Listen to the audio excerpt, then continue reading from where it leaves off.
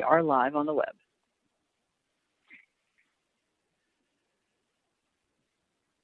All right. Good morning to all attending the RTA's virtual meeting of the Board of Directors. The hour of 9 has arrived, and I will call us to order. Please turn off or close your computer cameras for the board. That allows you to see our screen and our presentation. Governor Pritzker's emergency declaration remains in force during the current COVID-19 pandemic. And pursuant to his executive orders declaring a public health emergency and recent amendments to the Open Meetings Act, we continue to operate under the permission to conduct our meeting without physical attendance requirements. As the head of this public body, I find and declare it is not prudent or practical to hold an in-person meeting or to have staff or any member of the board at our headquarters during this meeting. I want to review the guidelines for our meeting today. First, keep your audio on mute as much as possible in order to minimize background noise, which may impair the recording. And again, as the Secretary and the General Counsel just told us, we are over the internet as well. When you have a question or comment, please raise your virtual hand.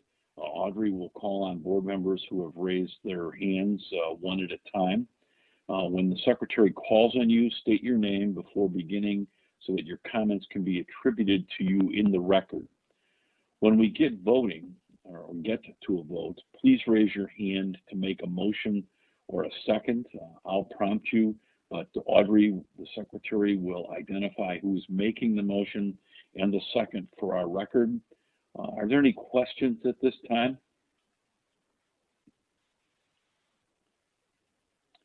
With that I see no hands raised. Super. Thank you, Madam Secretary. With that said, I will now call this meeting, as I did earlier, to officially to order, and we will now recite the Pledge of Allegiance. Keep yourselves muted, please. I pledge allegiance to the flag of the United States of America and to the republic for which it stands, one nation, under God, indivisible, with liberty and justice for all.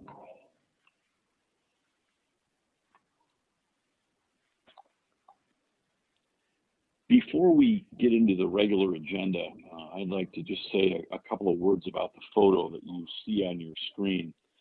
It was inserted, in fact, it was the largest photo in Sunday's tribute or remembrance of Governor Jim Thompson in the Chicago Tribune. As some of you may recall, especially depending upon your age, Governor Thompson was in office in 1983 and signed the RTA reform legislation, which paved the way for the modern-day RTA as we know it. This includes the formation of Metra and PACE to run consolidated rail and suburban bus operations. Historically, prior to the formation of this modern-day RTA system, private transit operators faced numerous financial issues over the years, which resulted in bankruptcies and complicating transit service in this region.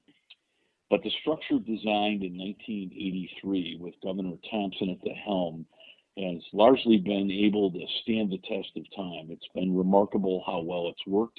It has literally helped move billions of people to their offices, to school, to health appointments, and every other thing that we use transit for, including tourism.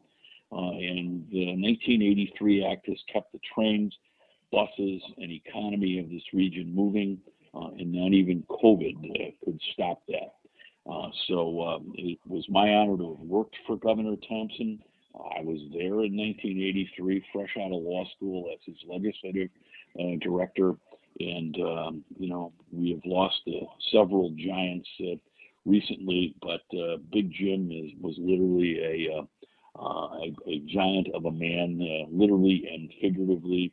And I think it's appropriate that every transit rider and all of us tip our hats to him as he was a visionary for creating the system that has worked so well through our region over the last 40 or 50 years. With that, Madam Secretary, will you please call the roll? Certainly. Director Andolfio? Here. Director Canty? Director Carey? Here. Director Colson? Here. Director Frega? Here. Director Fuentes? Here. Director Gathing? Here. Director Groven? Here. Director Holt? Here. Director Cotel? Here. Director Lewis? Here. Director Melvin? Here. Director Pang? Here. Director Ross? Here. Director Sager?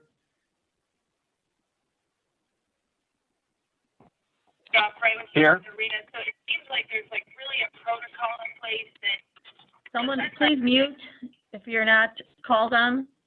Chairman Dillard, I'm present. Thank you. Audrey. 16 present. Great. Thank you, everybody, for as always your excellent and outstanding attendance. Item 3A is the approval of the minutes from the meeting held on July 16th, 2020. Are there any comments or corrections that we need to make? No comments. If not, I will ask for a motion and a second to approve these minutes as submitted. Please remember to raise your virtual hand so Audrey can identify who is making the motion and the second. Director Canty has moved and Director Groven has seconded. You can lower your hands, please. Thank you. Madam Secretary, will you please take the roll? Certainly. Director Andolfio? Yes. Director Canty?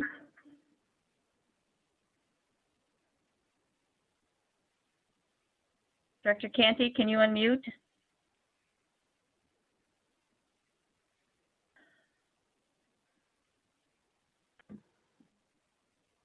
Director Canty, can you hear me? I can hear you. You can't hear me? I said yes. Okay, thank you. Director Carey? Aye. Director Colson? Aye. Director Frega?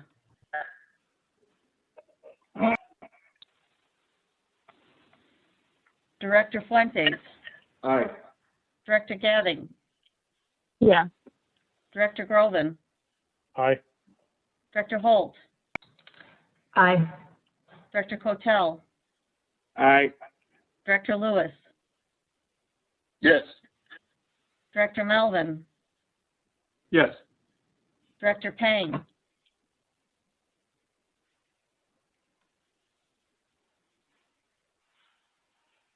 Director Pang?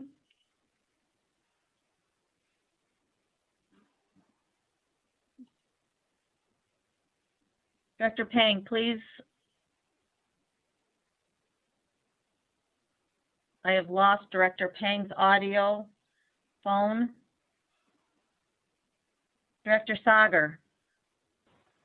Yes. You forgot me. Chairman Dillard?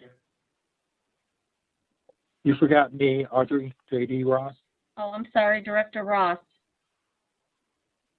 Yes. Okay, sorry. Chairman Dillard? Yes. Director Pang, are you there? On the minutes, we have 15 ayes and 1 absent. Thank you, and that will be so recorded. Next is item 4. That's the public comment segment of the meeting. We've asked the public to submit their comments via electronic mail, and any comments that we have received will now be read into the record by the board secretary. Audrey, do we have any comments for today? Mr. Chairman, we have no comments received. Okay, thank you. Next is item 5. That's the Executive Director's Report. Leanne Redden, good morning. Good morning, everybody. Good to be with you again. In last month's meeting, Chairman Dillard echoed comments raised by Director Pang and Holt regarding the importance of communicating clearly about our region's response to COVID's effects on transit. And those comments are quite similar to what we're hearing as we work with business leaders, including the Greater Chicagoland Chamber of Commerce. They tell us that economic recovery will depend on public transportation, yet they fear that the pandemic's financial toll on our transit system could stymie the economy's ability to rebound. So my ED report this morning and large portions of today's agenda are really framed by that feedback that we received. So next slide, please. Despite so many unknowns about the pandemic, data analysis really must drive the responses as always. And as you'll hear in detail today, RTA staff have developed several data-driven scenarios that will be shared with stakeholders for anticipating potential economic outcomes and their impacts on transit. So as you know, the RTA COVID Transit Dashboard, available front and center on our website, is updated continually to show the ongoing impacts of operations and revenues. Next slide, please. So working jointly with transit agencies, the City of Chicago and other stakeholders, the Chamber surveyed nearly 500 businesses that employ about 98,000 residents of our region.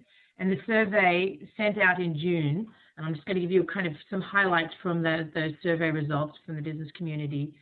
The survey found that prior to COVID-19, about 60% of business employees commuted by public transportation.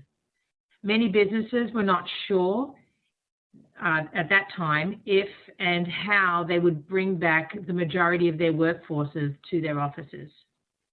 We also found that less than half of all responding businesses planned to bring their employees back before 2021. Only 1/3 of large businesses, so that's employing more than 500 people, plan to bring them back before 2021. And about 60% of companies plan to have staff have alternate days in the office. And about 40% of companies plan to shift working hours, extended working hours, and shifting them to either earlier or later work and start and end times. So please note that this is just a snapshot in time, and it was done a little bit more than a month ago, and the numbers are extremely fluid due to the shifting factors of both sort of the health and the virus impacts as well as the economy. The need for masks and social distancing continue to be paramount, and riders also know that their health, riders also want to know that their health is being protected. As CTA, Metra and PACE officials are here today, and they will attest that their trains and buses have never been cleaner. Next slide, please. So on July 6th, WTTW Chicago Tonight had my fellow transit executives and me as a panel to discuss COVID's effects and recovery. This was a chance for all of us to describe the heroic efforts by transit workers who kept the system running so other essential workers could carry on. It is also a chance to describe the extensive cleaning and other safety measures by CTA, Metra and PACE. And we talked about how the $1.4 billion of relief from the Federal CARES Act has enabled operations to continue uninterrupted during 2020. We're going to try to run a short clip, which is a bit of an experiment running it through these multiple versions of technology. Please note that you will not see or hear it if you're participating by cell phone, so please mute your microphone and the video should last about 2 minutes. Let's take a look at some ridership numbers. It's down more than 70% right now across all the agencies. Farebox revenue down anywhere between 90 and 95%. Sales tax revenue down 30%. Budget tsunami here. Leanne Redden, how long can this be sustained if ridership doesn't improve? Well, as the other three leaders just indicated, we can get through 2020 largely due to the CARES Act money. I mean, this is a broader issue, and it ties more directly to when the economy comes back and when people are back at work and people are back at school. You know, we are very much hopeful for this next round of some relief money from the federal government. I penned a letter just last week asking for that support. How much do you need specifically for all the transit agencies? Well, at this point, it's really hard to estimate exactly. We're estimating for 2020 we'll be short about $900 million. None of us have a crystal ball. It's really difficult to predict, but I can tell you that those numbers are pretty alarming. The CARES Act is filling the hole in the short term. But as we look to 2021, they're going to be really difficult decisions to be made, but it's also complicated by the fact that we don't have that crystal ball. We don't know how quickly the economy is going to turn around. So we really need to be kind of being fiscally responsible, which these guys are doing very well at, and continue to. So Dorval Carter, you made a point to say that most of the service has been in place, especially like that night owl service for people that work late night jobs. Will that have to be on the chopping block if you don't get more money from the federal government? Well, I think like Leanne said, I don't know what will be on the chopping block at this point in time, but I do know this, that absent any additional funding from some other source, I only have two levers that I can use to address any budget deficit that I have to face. That's either increase fares or reduce service. And so, as everyone here is saying, it's critical for us that we get additional funding to help us get through this, because the last thing that this economy needs right now is a reduction in public transit.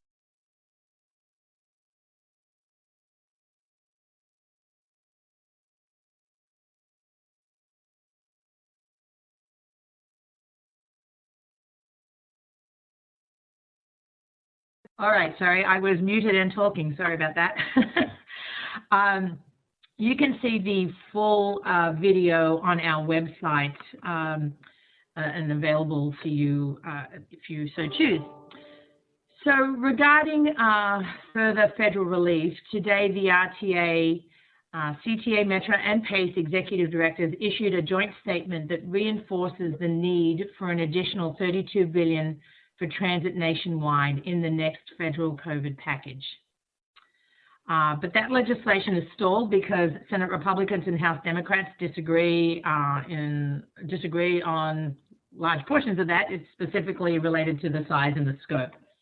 While the House HEROES Act proposed approximately $15 billion in additional funding for transit, Senate Republicans' COVID relief proposal contains, at this point, no additional money for transit or for any other state or local governments for that matter. So we'll continue to pursue that, work with our delegation and stay actively engaged, and hopefully we will see something positive come from those continued negotiations. So next slide, please.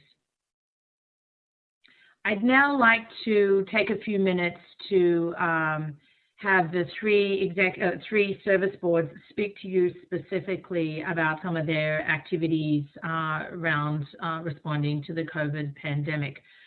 And first, I'd like to introduce Metro CEO and Executive Director Jim Dewinski. He is joining us and he will be able to give you a few comments. Jim.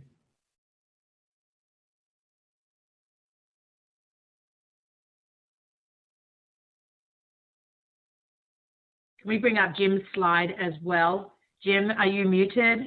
Or can you unmute if you are?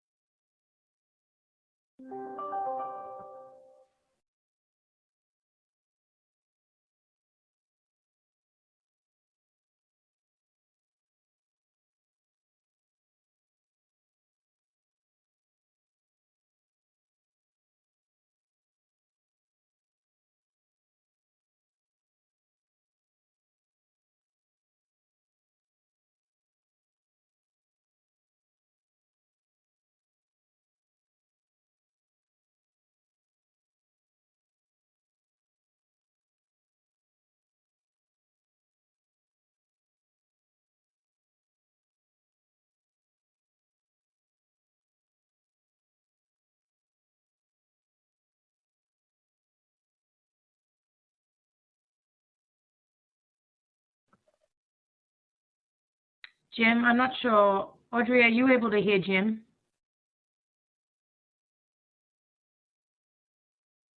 No, I'm not. I am reaching out to his assistant to see if she can somehow reach him to let him know.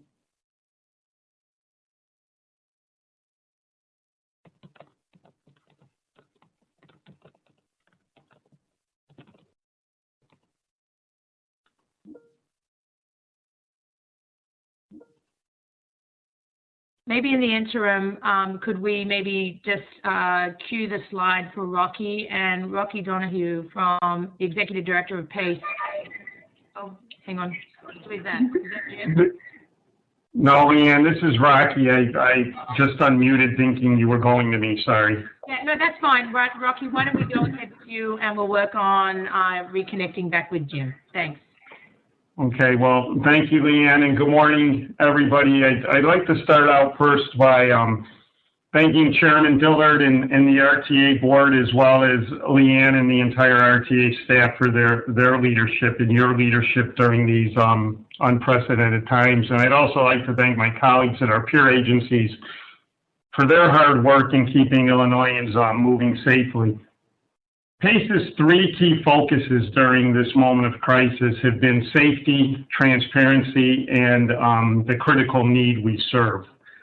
I'm sure, as you'll hear from my colleagues, that we're all taking this very seriously and very safe operations and safe business practices. And I'll be brief to also hear from our fellow transit leaders, as well as answer any questions you may have. We've stepped up our daily vehicle cleaning regimen, as well as our cleaning practices at our facilities, our offices, our vehicles. We've cleaned like we've never cleaned before. We've enhanced our sanitation and PPE distribution. Early on, at the peak of this pandemic, we were spending about $20,000 a day. I give kudos to our procurement departments, who were scouring everything to buying Clorox wipes and masks and rubber gloves and hand sanitizers. When these were at limited supply, we were never out of them at any of our facilities for our 1,500 drivers, maintenance guys, frontline employees. We've temporarily changed our fare collection practices. We installed protective barriers around our operators and removed seats to keep passengers the ability to social distance. We've modified service on some of our lowest performing routes so we could free up additional vehicles and also to allow social distancing on some of our more crowded trips in our area. As you might expect, ridership dropped as a result of the pandemic, but we had routes going to places like UPS, Amazon, and FedEx, where not only were they full, these companies were hiring and more people were showing up to ride the service, so we were able to strategically deploy equipment to accommodate those loads with extra vehicles. We moved all our 88 paratransit trips to single rides, and this goes against everything we believe in transit about being efficient and sharing rides, but we had to out of the safety for not only our passengers, for the operators. Our 88 vehicles are much smaller. You cannot social distance when you're in a sedan. The riders of ADA are generally some of our most vulnerable passengers in our system. They're generally elderly, and their disability may also present underlying issues. So we felt it best to make all of those trips to be single ride. We waived fares on our taxi access program in the city of Chicago to help relieve pressure on the ADA system and maybe move some of those trips to taxi services, which is actually cheaper to operate the service, but also to ensure we were able to have individual trips. We've had to change a number of policies for employees, our operators, to minimize interaction with passengers. We're currently putting large containers of hand sanitizer aboard all of our fixed route buses. And this will allow our passengers to be able to sanitize. We Clorox our operators when they're on their breaks, go down and I say Clorox wipe high touch areas, the handrails, the back of seats where people are touching. And not only has COVID presented operational challenges, it kind of seemed to pile on as we've navigated several instances of civil unrest in the past few months. And for the first time in the history of PACE, and Chairman Dillard talked about Governor Thompson signing the legislation in 1983, 1984, so 35, 36 years, we had to shut our entire system down for 3 consecutive nights. That's the first time we've ever had to do that in the history of our agency, to shut down system-wide. Coming from an external relations background, I'm a strong believer in properly communicating is a key tactic in keeping our system safe. We've created a new website, and this website allows us to have faster, more efficient communication. When we update things on our website, it automatically sends out text and email messages to passengers all in one step. In the interest of transparency, we have a page on our website where the public can go see every PACE employee that is tested positive for COVID-19. We do not provide personal information, names, or anything that would identify who that individual is, but you can see a driver at North Division, a operator at a paratransit contract rider, and we do extensive employee contact tracing when someone tests positive. Have they left the region? Before they leave the region, they're to tell us they're leaving. We take our employees' temperatures every day before they report to work. They fill out a 17 questionnaire every day about how are they feeling? Are they having headaches? Again, for contact tracing purposes and to ensure the safety of all of our citizens.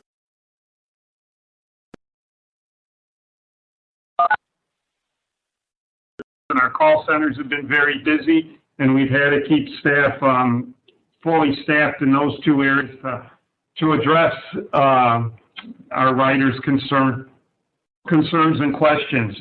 We've created audio messages as well as what we call car cards, as you know, the posters inside the buses communicating the importance of wearing a mask and social distancing, and we're all in this together and you need to do your part. And bus operators push this button that replays the message on masks continually throughout the day. We're currently working with the governor's office, offering them PACE's ad channels for their "It Only Works If You Wear It" campaign. Because again, as I said, we're all in this together, and it does only work if we all wear it. And these measures, and I'm going to tell you, they were not easy, nor were they cheap to implement, but I'm convinced our system is safe for our employees and passengers for the things we have done. Around the country, ridership has plunged, but 50% of our riders are still taking PACE. And that shows me how vital we are to this region's economy and to those essential workers who rely on us. Even at the peak of this crisis, almost 1/3 of our passengers were still riding the bus. And that just goes to show how many of our riders simply do not have other ways to get to pharmacies, grocery stores, or essential jobs. We've had to temporarily cut service on 99 routes. Many of these routes are not running at all right now. And while the overall impact for the ridership of these cuts was low, anytime we cut a route, it results in jobs or prescriptions being unfilled. And we take these decisions extremely seriously, and we do whatever we can to avoid them, and we'll do whatever we can to make them permanent. However, as you heard earlier on from Leanne, our budget is really going to dictate our success in keeping our full system running. Right now, we're anticipating an $80 million shortfall in 2021. If that comes to fruition, it'll necessitate the permanent staff and service reductions that I mentioned earlier. In 2020, we've been fortunate in using CARES Act funding to keep us afloat. We also are estimating we'll have implemented about $19 million in cost savings in 2020. Most of this is from service reductions and administrative actions we've taken, but this will not be enough. Without additional federal funding, suburban transit service in Northeast Illinois will face dire consequences. Our projected $80 million deficit will lead to more service cuts which will lead to further ridership declines as trip times increase and transit doesn't become a viable option. Ridership declines will obviously lead to further revenue reduction. And cuts to our fixed route service may also increase burdens on our ADA paratransit system, while also reducing the geographical coverage of that service. And an already delicate employment situation, as well as an existing issues of food security, access to health care, may worsen as mobility decreases for Illinoisans hardest hit by this economic crisis. On behalf of PACE, our agency and our board, again, I want to thank the RTA for your leadership and support in these hard times. And most importantly, I look forward to working with you to solve our financial challenge and be able to emerge from this difficult period stronger than ever. And I'll be happy to answer any questions that any of you may have.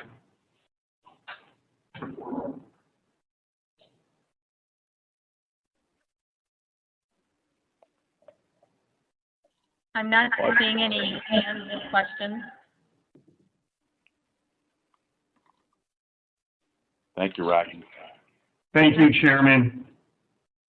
Thanks, Rocky. I appreciate you joining in.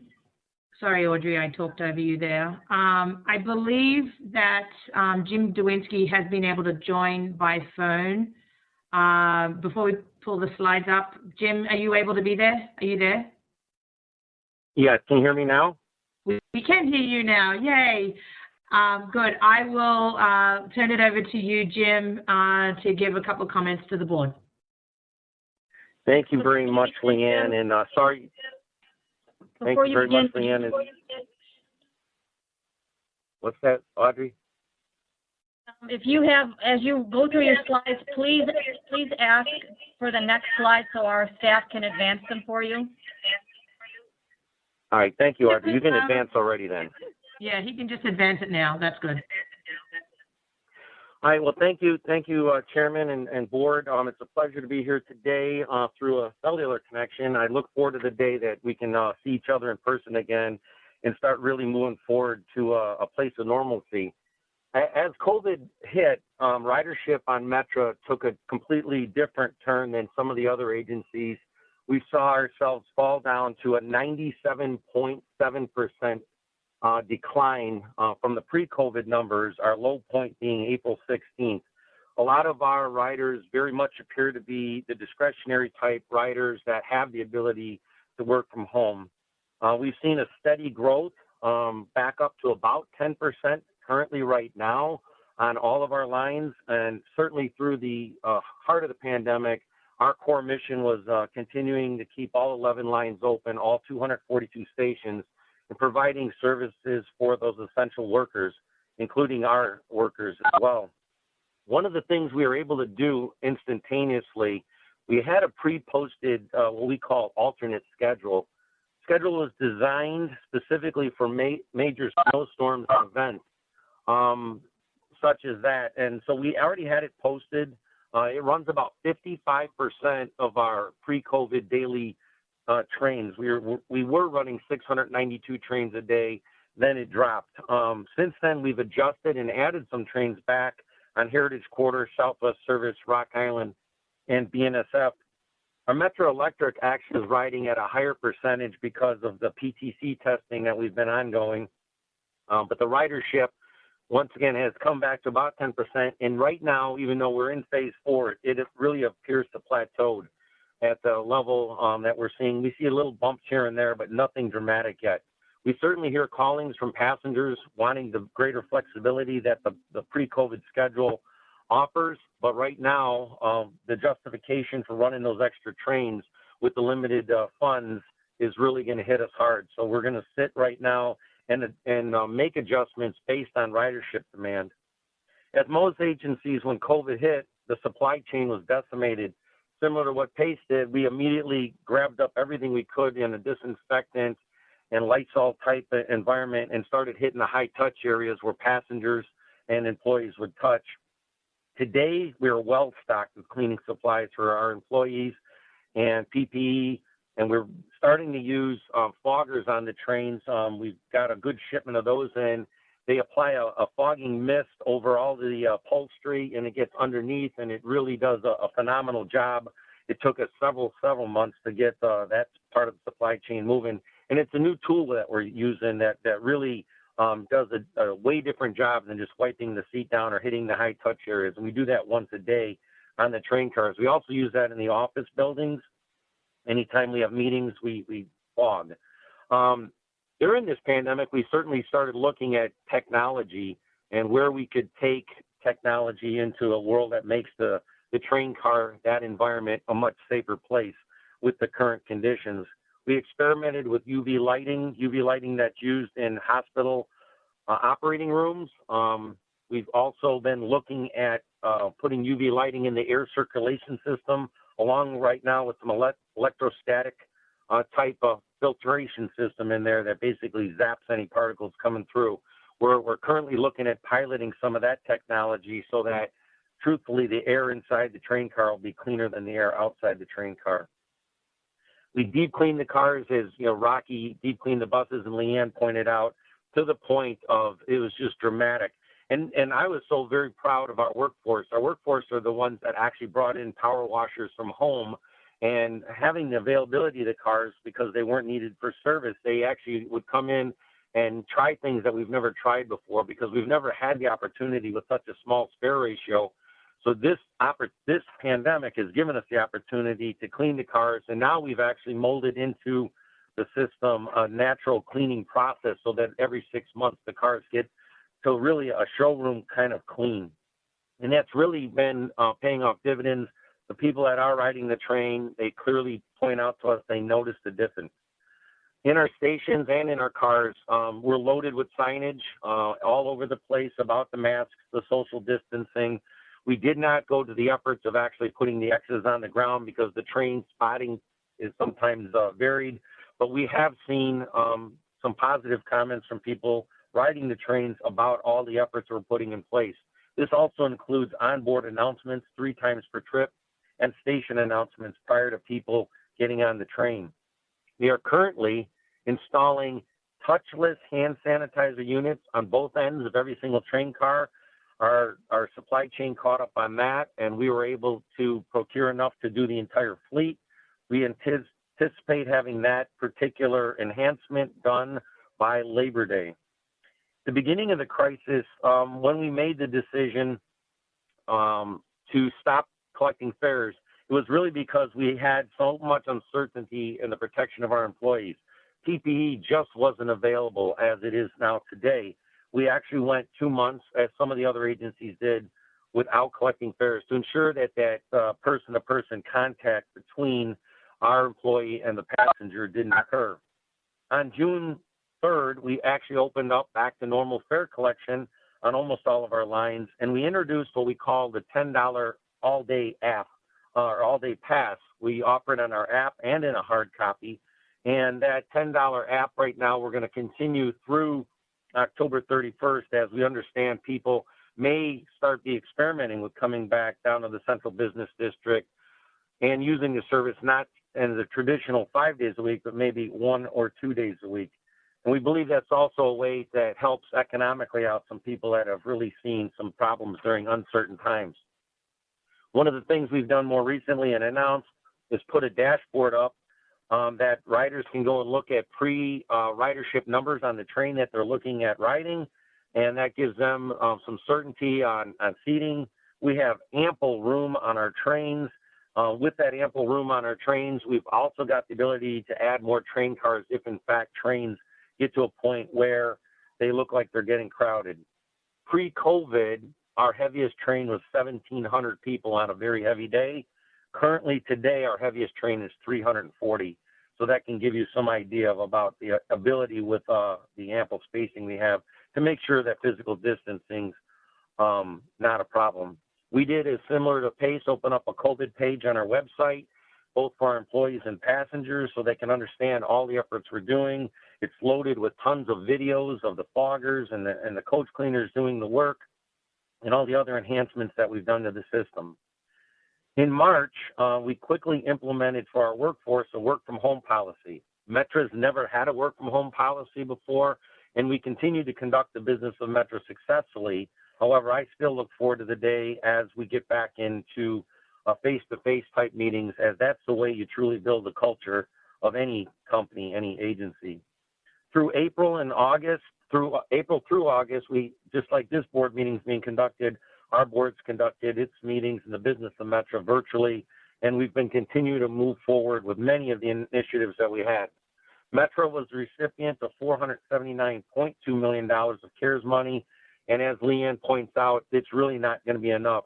Yesterday, our CFO, Tom Farmer, revised his projections with a decrease in ridership projection, offset a little bit by a positive tax projection.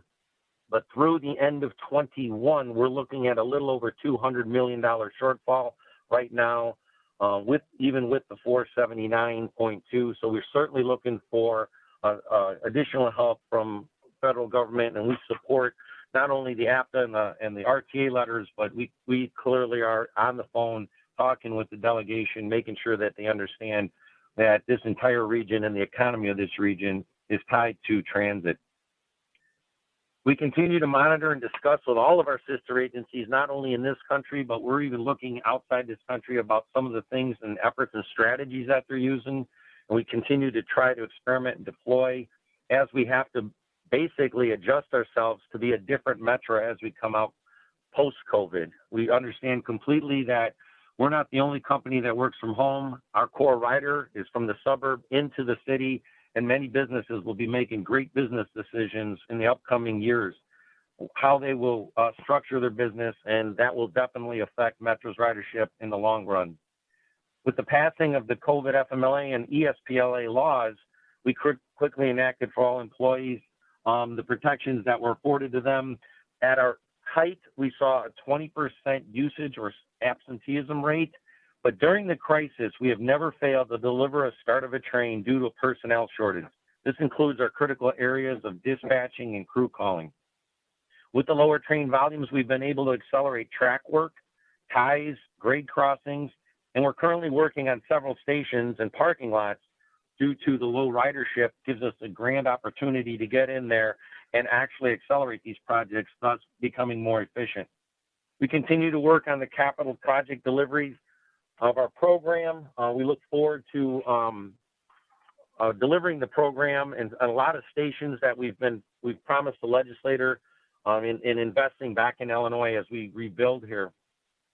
Ridership will take, I believe, a lot longer to recover on commuter than it does at CTA and or PACE because of the great shift in the uncertain landscape of the central business district.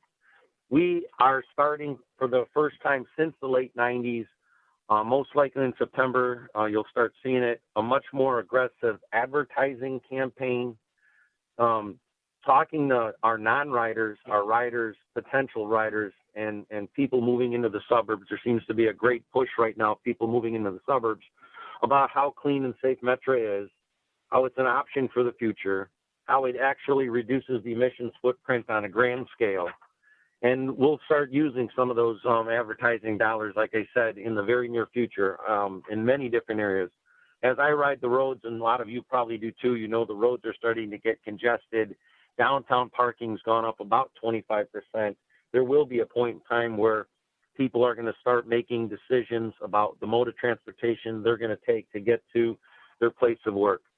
So again, I thank you for your leadership at the RTA. I look forward to the day again I can see all of you, and I look forward to any questions that you may have at this time.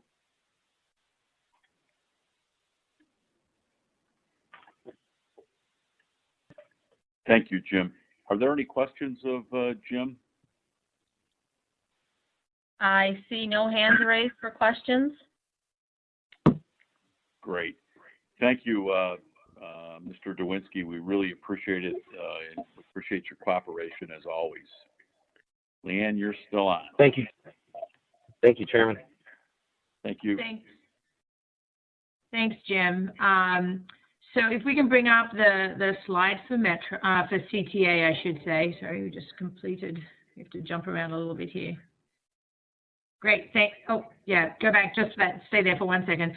So, and Dorval Carter cannot join us today. He is actually taking probably a well-needed vacation, a few days off this week. But so Nora Learson, Chief of Staff for Mecha, and Jeremy Fine, who's the CFO for CTA, will be available to provide us some comments. So if you want to pull up the next slide, I will first call on, I assume, Nora, you'll kick off. Yes, Leanne. Hi. Good morning. Thanks, everyone. As Leanne stated, my name is Nora Learson. I'm Chief of Staff at the Chicago Transit Authority. Thanks for having me here this morning to discuss CTA's efforts during this very unprecedented time. Since the start of the COVID-19 pandemic, CTA has remained steadfast in delivering safe and reliable service across the region 24 hours a day, 7 days a week. We coordinate with local public health officials on our ongoing response to the pandemic, and we continue to closely follow local, state, and federal public health guidance as it relates to cleaning practices, social distancing directives, face covering requirements, work location protocols, and personal protective equipment for our employees. First, to our all-important cleaning efforts. Prior to the pandemic, CTA already had one of the most rigorous and extensive cleaning schedules in the transit industry, and now we're doing even more. In response to the pandemic, we have tripled the workforce resources dedicated to cleaning vehicles and increased by twofold the cleaning frequency of our train stations. Our rail cars, buses, stations, and work facilities are cleaned and disinfected throughout each day and receive regular deep cleaning. All of this is done using cleaning products that have been reviewed and approved by the Chicago Department of Public Health for use during the COVID-19 outbreak.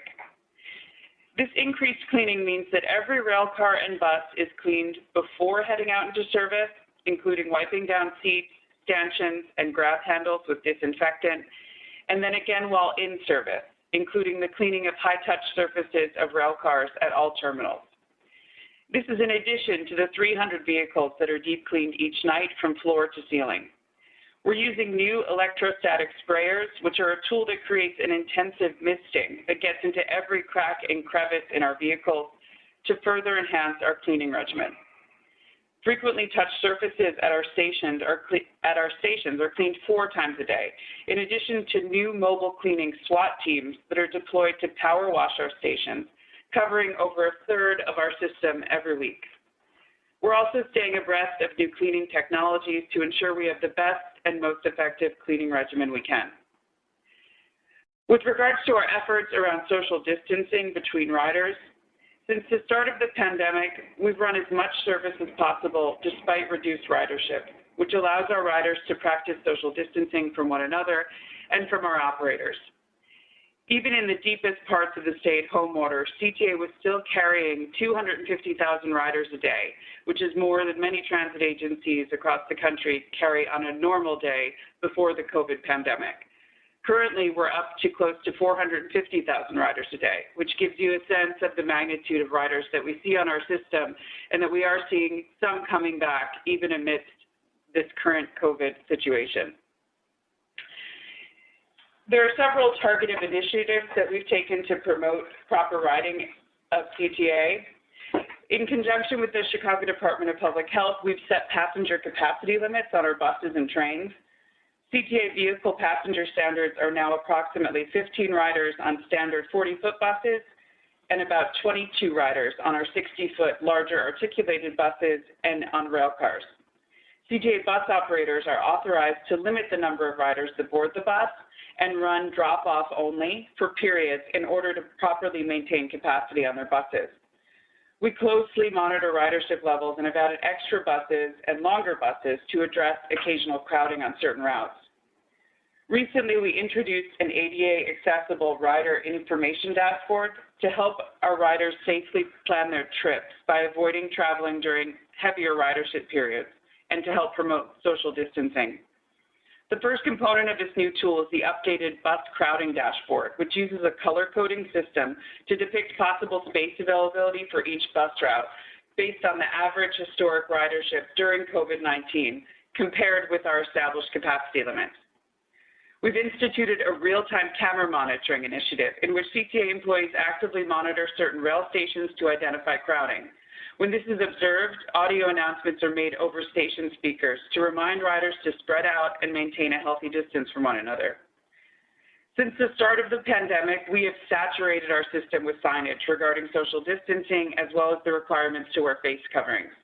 In total, so far, CTA has installed over 70,000 new signs across our system regarding these topics, all of which display messages in both English and Spanish. In addition, riders hear reminders about these protocols through audio announcements that play on all vehicles and at rail stations in response to possible crowding. As part of this signage, we placed new circular floor decals on all of our 145 station platforms and elevators that urge social distancing. The new decals say, "Be safe, make a space," and they're evenly spaced along all the platforms and have been placed throughout the station houses near vending machines and in elevators.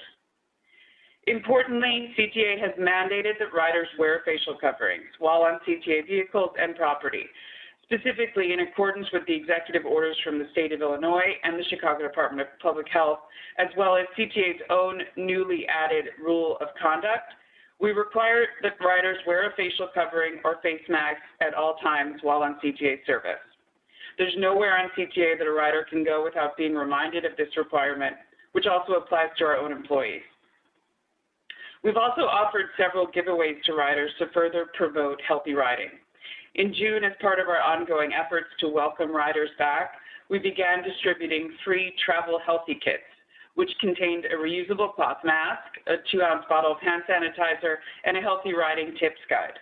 To date, we've distributed nearly 12,000 of the travel healthy kits to riders, and they've been given a very positive reception. To encourage the use of contactless payment, we've distributed 5,000 free venture cards this summer to our riders in order to promote this type of payment method. All of these efforts have been promoted via our website, transitchicago.com/coronavirus, as well as via all of our social media channels on a daily basis and through videos that play throughout our system on our digital screens.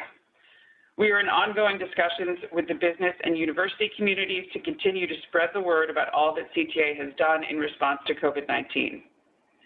Of course, none of this would be possible without the absolutely heroic efforts of our workforce, who have remained unwaveringly committed to serving our riders throughout this time. Their health and safety has remained our top priority. In terms of personal protective equipment, CTA has provided all frontline employees with face coverings, gloves, hand sanitizers, face shields or goggles, and individual cleaning products. And we've distributed extensive information to our work locations about COVID-19 and the best practices recommended by city, state, and national health experts.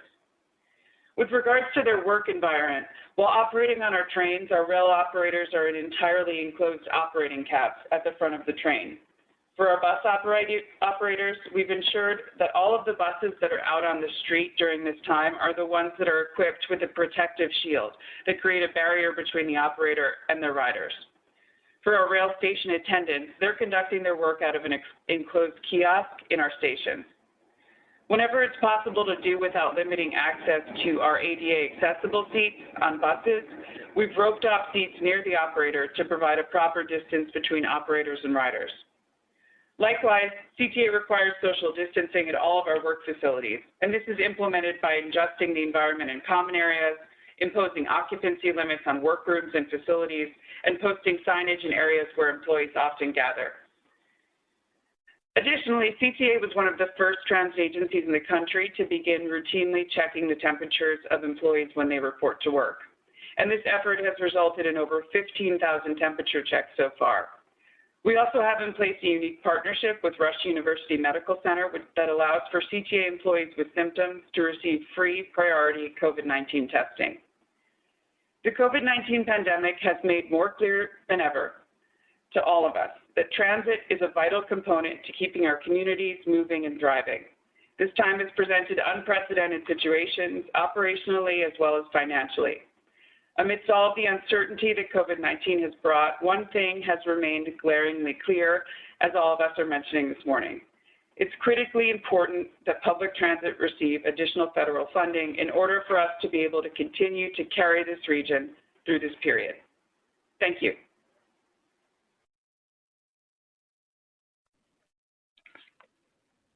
Nora, was it just going to be you speaking, or is Jeremy going to make some comments too?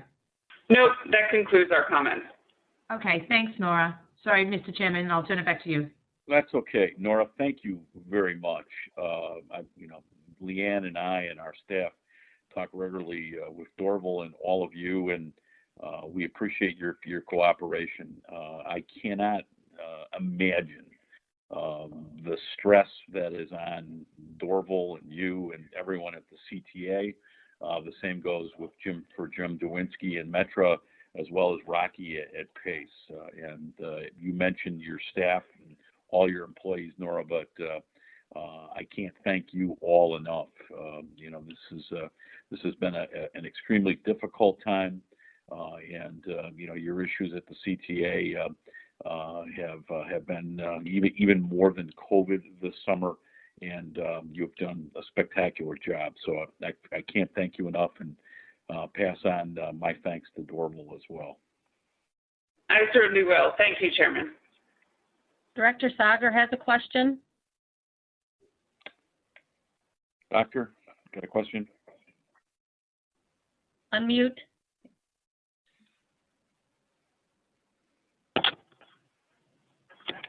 Is it appropriate, Chairman, at this point for me just to make a response? Sure, please. Go ahead, Doctor. Yeah, thank you. I just cannot begin to say how grateful and frankly impressed I am by the presentations and by the incredible work that has been done. And I'm so thankful for Roscoe's and Jim's and Nora's reports today. The response of our service agencies, in my opinion, has just been absolutely outstanding. And I want to say sincere thanks for the incredible immediate response to address and provide additional protective sanitation for the equipment and for our commuters. Also for the additional focused and truly proactive communication via websites and media and postings to advise employees and the public at large about the efforts that are taken in response to the COVID-19 to make sure that we're all as safe as possible while simultaneously providing continued service. I think it's been remarkable. I also want to just express sincere appreciation for the financial oversight. And while this is an incredibly challenging time for all, I am grateful for the fact that the service agencies and the RTA in general is truly looking very proactively at how we are going to respond and plan for the future finances of the entirety of the system. And so I want to just reiterate that I'm just really, truly impressed and incredibly grateful to our service agencies. I think they've done a remarkable job, and this type of oversight and response is exactly what we would expect from a truly professional transit system. You've done a yeoman's job, and please know that we appreciate it. Thank you. Thank you, Doctor. One thing I want to point out is that the CTA has continued to run 24/7, as they always have. Many large transit systems worldwide do not run 24 hours a day. And I think, Mayor Lightfoot early on said the CTA would continue to get essential workers and the population of the Chicagoland area to and from their daily lives, but literally many essential workers, healthcare workers, whether it's Roseland Hospital or Mount Sinai or our teaching hospitals, they rely and ride on the CTA to get to and from work. And we run 24/7. And not every major transit system can say that. Leanne, back to you.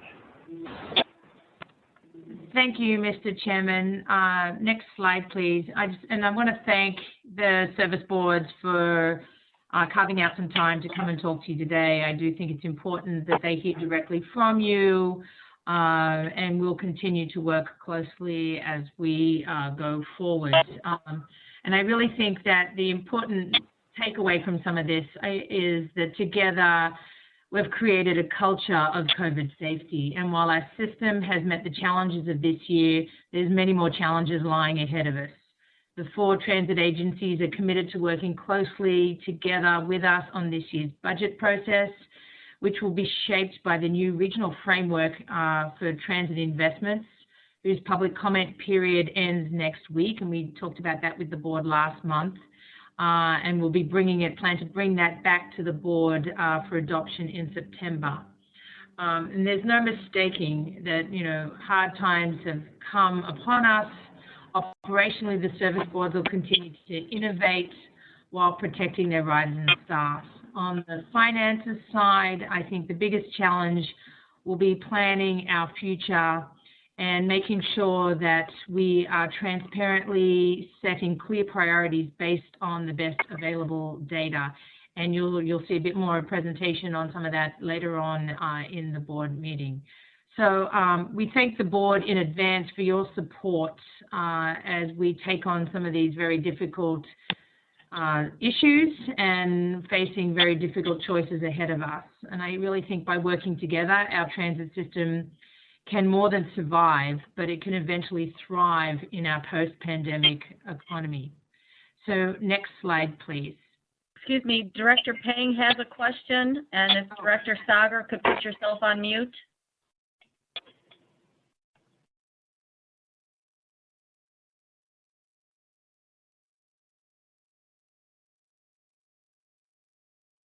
Director Peng, your hand is raised.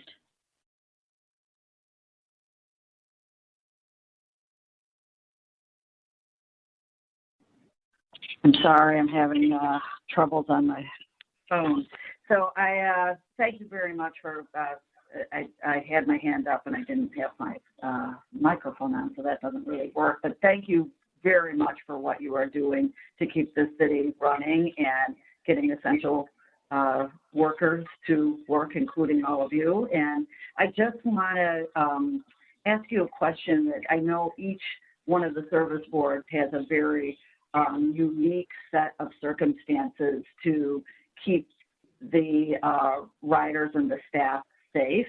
I think a lot of when we get back to work and when we get kids back on CTA to go to school will be about communications, about how safe it is.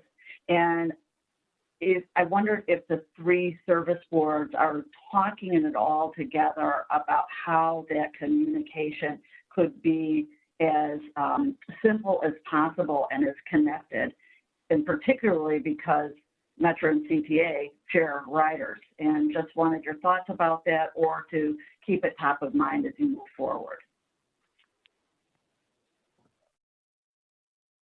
So I'm not sure if I believe we lost Jim because he had another commitment that he had to be at this morning. I don't know if we still have Nora and or Rocky on. I can let them comment first, and then I could. Hi, Leanne. This is Rocky. I'm still here, and Director Peng, thank you. It's a great question. Kudos to Leanne and her team. The service boards, myself, and I'm only speaking for PACE, but I meet with CTA, RTA, Metra. We meet weekly, and one of the conversations that constantly comes up is ensuring communication not amongst our service boards, but consistent communication to our passengers. As both CTA and Metra stated, about what they're doing and how they compare nationally. We also are working with APTA as a region, APTA, the National Organization for Public Transit, on this messaging of safety is dire in need. And so PACE is doing our part of what we can do within our own system, but we also understand the importance of being able to communicate and work together, because 50% of our passengers actually transfer every day to CTA. So I can tell you we work very closely with Dorval and Nora and her team on decisions, but to your point specifically, I want to commend Leanne, because one of the issues that she brings up constantly at our weekly meetings is we're all in this together, and we have to have a unified message. Yeah, and this is Nora from CTA. I'll echo what Rocky's saying. We're in constant communication about these topics, as well as having a consistent and clear message to our riders about what we're doing. And all of us recognize this is a marathon, not a sprint. I think this is going to go on for a long time, is the reality. So we need to keep our messaging fresh and clear and direct with regards to what we're doing to keep everyone's attention and to get the message across. Something, and Rocky mentioned this, the larger industry, but the APTA, American Public Transit Association, has done a lot of work in this area as well with regards to the industry as a whole, because as you can imagine, the message is becoming kind of consistent that all transit agencies need to speak to cleaning, distancing, and mask wearing as important components. So there is a unified message that the industry is also building, and I know President Carter works closely with APTA to help build that and contribute and engage with that. So that's also going to be helpful as we move forward. That's really helpful. Thank you so much, and thanks again for what you're doing to keep us running. Thank you. Director Payne, you could lower your hand, please. So I just have, if we can pull up the next slide, and just a couple of quick things just to wrap up here. So for the most part, that was the bulk of my ED report, but I thought we still should touch base on a couple of the usual things that I connect with you on. First, an update on the state delinquency figures for this month, and through the end of July, the state owes the RTA $214.5 million in the combination of debt service reimbursement and sales tax match. The state is about 13 months behind on one portion of the debt service reimbursement. They're about 12 months behind on the other portion of the debt service reimbursement, and about the equivalent of about 3 months behind on the Public Transportation Fund, which is the match to the sales tax. And the year-to-date cost to the RTA for us to cover those delays is, in short-term debt cost, is about $3.2 million. And just one final slide. Next slide, please. And finally, you will hear under item 7A, the ordinance amending the 2020 Regional Service Board budgets, that the 2020 PACE ADA paratransit funding has been hard hit by COVID-19, creating a shortfall that we did not foresee when the budget revision process began back in May. Rocky touched on this a little bit in his comments. Staff will describe a two-step approach. And essentially today we will ask that you act on the first portion of that, which is the approval of $18 million more than the May estimate, and it will likely and add a further $13 million will be requested for addition in September. In both cases, the source will be the ADA Paratransit Reserve Fund, which the RTA holds. So we're lucky to actually have that fund so we can fill that gap. So we'll be using that reserve fund rather than the current sales tax revenues. So that's just a point of clarification on that upcoming item. One final thing I will note, that because there was a lot of discussion here, a lot of information, both by the EDs as well as further stuff coming on the board, all this information as well as the recordings and video and audio will be available on our website for viewing at any point. And with that, this concludes my ED report, this marathon report. Thank you, Leanne. Marathon, but important. And again, thanks to Nora, Jim, and Rocky for joining us today, and as always. Item 6A is the presentation of the quarterly performance report of the second quarter for 2020. And Julie Leary, you want to brief us, please? Excuse me, Mr. Chairman. I don't know if Director Payne has another question, but her hand is up. Sarah, If you have not, you could another lower it. question?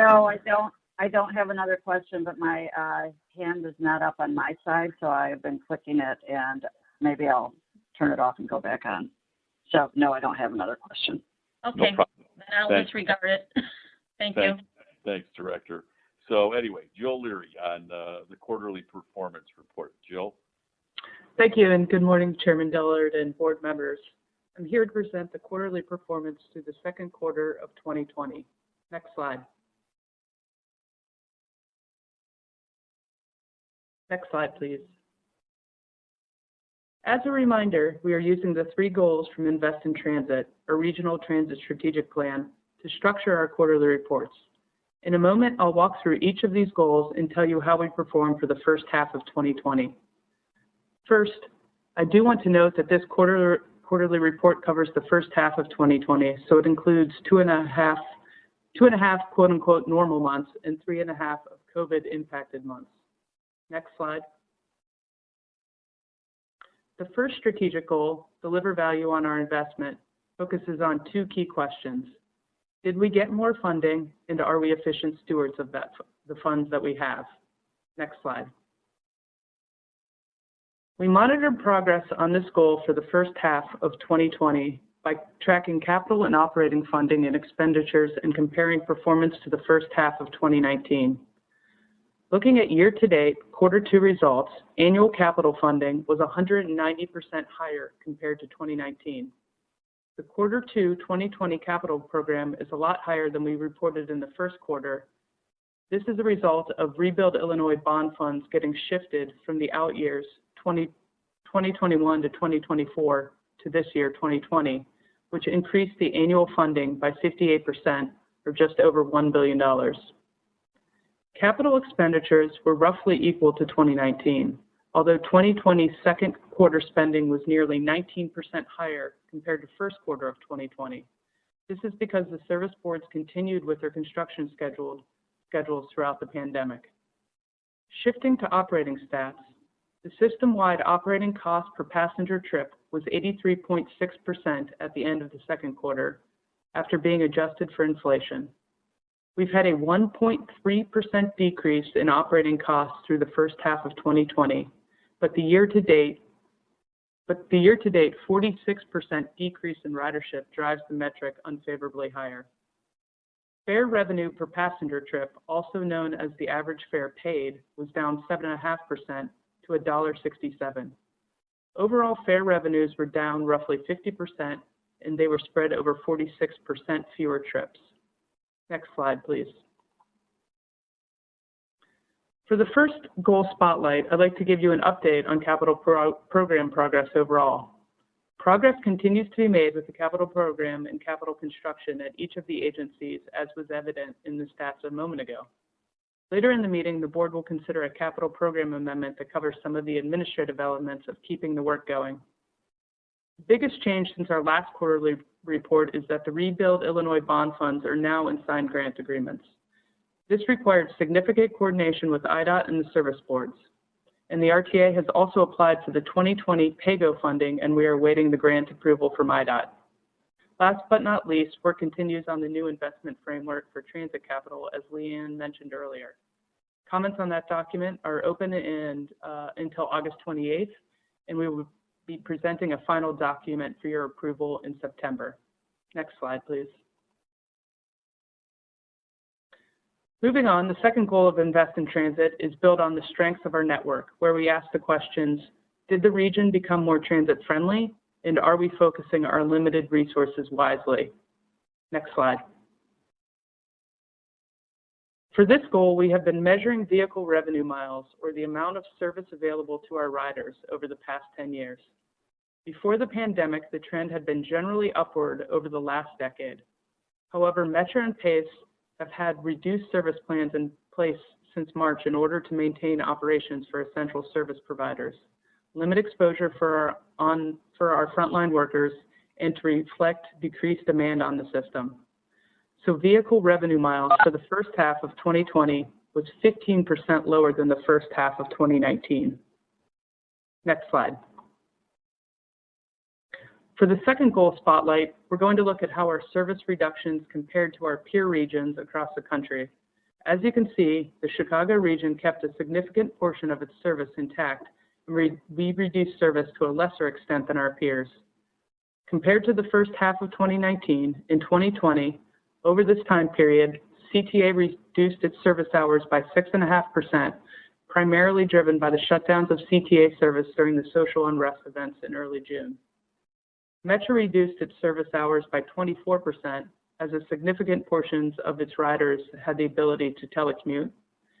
Pace suburban services were reduced by 19%, affecting 100 of its routes. And ADA paratransit service hours were down 33%, as shared rides were significantly reduced. Next slide. The third goal is stay competitive, which asks, are we providing the kind of services that people want to ride, and are the people satisfied with it when they do? Next slide. For this goal, we've been tracking ridership as well as metrics related to speed and reliability, which influence whether people use transit. System-wide ridership for the first half of the year was 145 million, a decrease, as I said, of 46% compared to 2019. The system-wide average speed was 14.6 miles per hour, down 2.5% from 14.9 miles per hour in 2019. CTA's on-time performance averaged 84% for bus in the first half of 2020. Rail stats are not available at this time. Metro's on-time performance averaged 96.7% over the first half of 2020, exceeding their target of 95%. Pace's on-time performance through the second quarter was 84%, less than 1 percentage point lower compared to 2019. Next slide. For this quarterly spotlight, I'd like to talk to you about what is happening with ridership at the peer agencies in the United States. This chart shows the change in year-to-date ridership data for the RTA system in 9 peer regions used in our annual peer performance reports as compared to ridership through June 2019. The Chicago region's ridership's loss of 46%, as staggering as it is, was somewhat better compared to the older systems in the more densely populated cities such as New York, Philadelphia, and Boston. The lowest ridership losses in Houston and Dallas reflect the decision by the Texas governor to end their shutdown significantly earlier than other regions. Next slide. In summary, the first half of 2020 shows the impacts of COVID-19. Capital work has continued, but operations have been affected. In the next presentation, we will talk more about what the future might hold. Thank you, and I'm happy to try to answer any questions.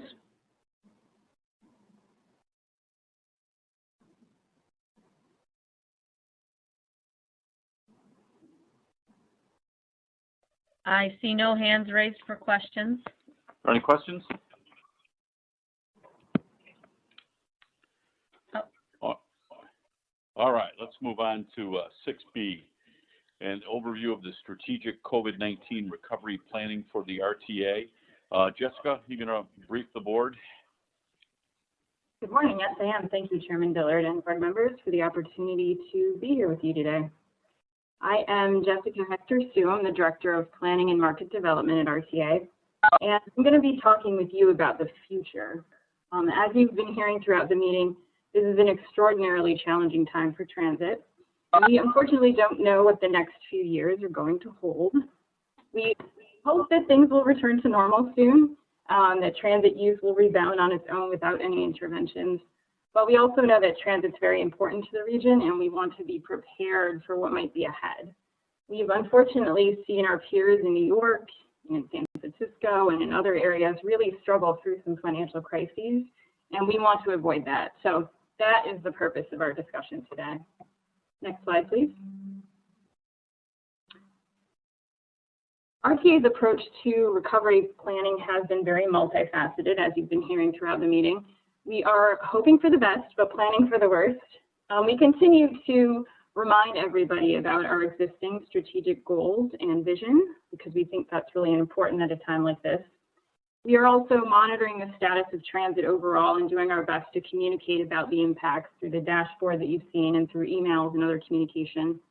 We're also participating in and coordinating with several other recovery efforts that others are leading. The City of Chicago has a couple of efforts they're working toward. The county board chairs have been having conversations, And we're a part of all of those. They're very valuable to us, but we also thought it would be valuable to have a very focused conversation about transit as well. So we've opted to do what we're calling a scenario planning project. And in this project, we are really thinking about what could be coming in the future for mobility in general and for transit specifically. And we're looking a bit beyond where we are right now. I know it's hard to think about that, but say 1 to 2 years out, because it's a little bit tricky to put a timeline on recovery. We don't really know how long the virus impacts will last. We don't know when a safe vaccine will be widely available. We don't know when regular life will resume, and transit is very dependent upon all of this. So in our scenario planning work, we're not trying to predict the timeline so much as to start talking about the fact that change will probably be necessary and that RTA might want to take the lead in that discussion as the funding and the planning agency for the 3 operators.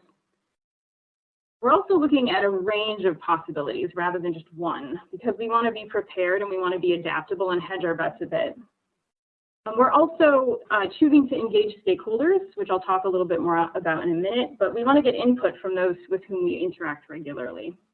So today I'm going to give you an overview of the work with a specific focus, again, on this scenario planning exercise. Next slide, please. We're going to be reminding stakeholders, as I mentioned, about the strategic plan. Jill already reminded you about it, but many of you were on the board when we adopted it 2 years ago. And this was a collective effort between RTA and the service boards, and it's definitely guided our work since then. Next slide, please. The plan casts a very bold vision for transit as the core of the region's mobility network. It also talked about the need for long-term sustainable capital funding, which we made progress toward with the passage of Rebuild Illinois last year. Next slide. The plan also set 3 goals, which we review during our quarterly reports every quarter, and you just heard one of them. The first goal, deliver value on our investment, relates to financial stewardship and funding. The second goal, build on the strengths of our network, focuses on improvements to the existing transit system that we have. And the third goal, stay competitive, focuses on innovation. So we started 2020 intending to focus on these goals and to be focusing on capital investment. But, next slide. In March, everything changed. Right? The stay-at-home order was issued in Illinois on March 21st. And very quickly, we saw changes in our economy, in movement, in perceptions of public health, and transit was very much impacted as a result of that. Next slide. As we've already mentioned several times throughout this meeting, transit use changed significantly. You've seen this chart from our dashboard. In March, transit use shifted to meeting the needs of essential workers. And most non-essential workers stopped riding as soon as the stay-at-home order was in place, and ridership plummeted. There's been a slow increase throughout the summer, but as of early August, ridership across all of our systems is still down about 66%. Next slide, please. The transit agencies also had to change their focuses in March to manage the public health crisis and the new demands that came with it.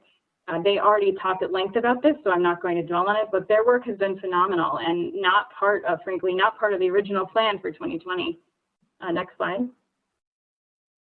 Each of the service boards also tailored its level of service to meet its riders' needs. They already talked about this as well, but here we're showing it on a map. So on the left, you see all CTA, Metro, and PACE services before the pandemic in darker lines. And on the right, we've lightened all of the services that have been reduced or suspended. So you see right there how much these changes have affected our regional transit footprint. Next slide. Transit funding has also been impacted. 2 key sources of our funding, sales tax revenue and farebox revenue, were on par with previous years in January and February, but by March and April, both of those had dropped significantly. And fortunately, the CARES Act funding will be available to us to cover unexpected costs and those operating deficits, but it's unclear whether there will be any other additional federal packages. So we're advocating for it, but we're also under pressure to make it last. Next slide, please. Fortunately, or maybe unfortunately, we are not alone in this. Transit agencies across the world have been impacted. Jill shared a bit about transit agencies in the US. This chart shows transit agencies across the world from UITP, which is sort of the APTA of the world, You can see here that no worldwide system has fully recovered yet. This is showing over in the number of weeks after their lockdowns were lifted where their ridership is relative to normal. No one has recovered anywhere in the world. So, and we're toward the bottom, we're the red line toward the bottom of the screen along with New York and some other US cities. So on this basis, we know that there are challenges ahead and that the timing and the extent of recovery is very uncertain. Next slide, please. Next slide, please. So that brings us to our scenario planning project. We have started this project by developing several different scenarios. They each represent a different vision of the world and what the world's doing. And they explore changes to the transit system based on the economy overall and how transit funding will be impacted in kind. Commuting and how transit volumes will be affected if more people are indeed working from home. And transit mode choice, how much transit use will change based on people's perception of transit. So we developed two analytical tools to estimate the impact of each scenario on funding relative to 2019. We focus on funding because that helps us see how much buying power we have in each scenario and how much mobility we can provide in the region in turn. Next slide, please.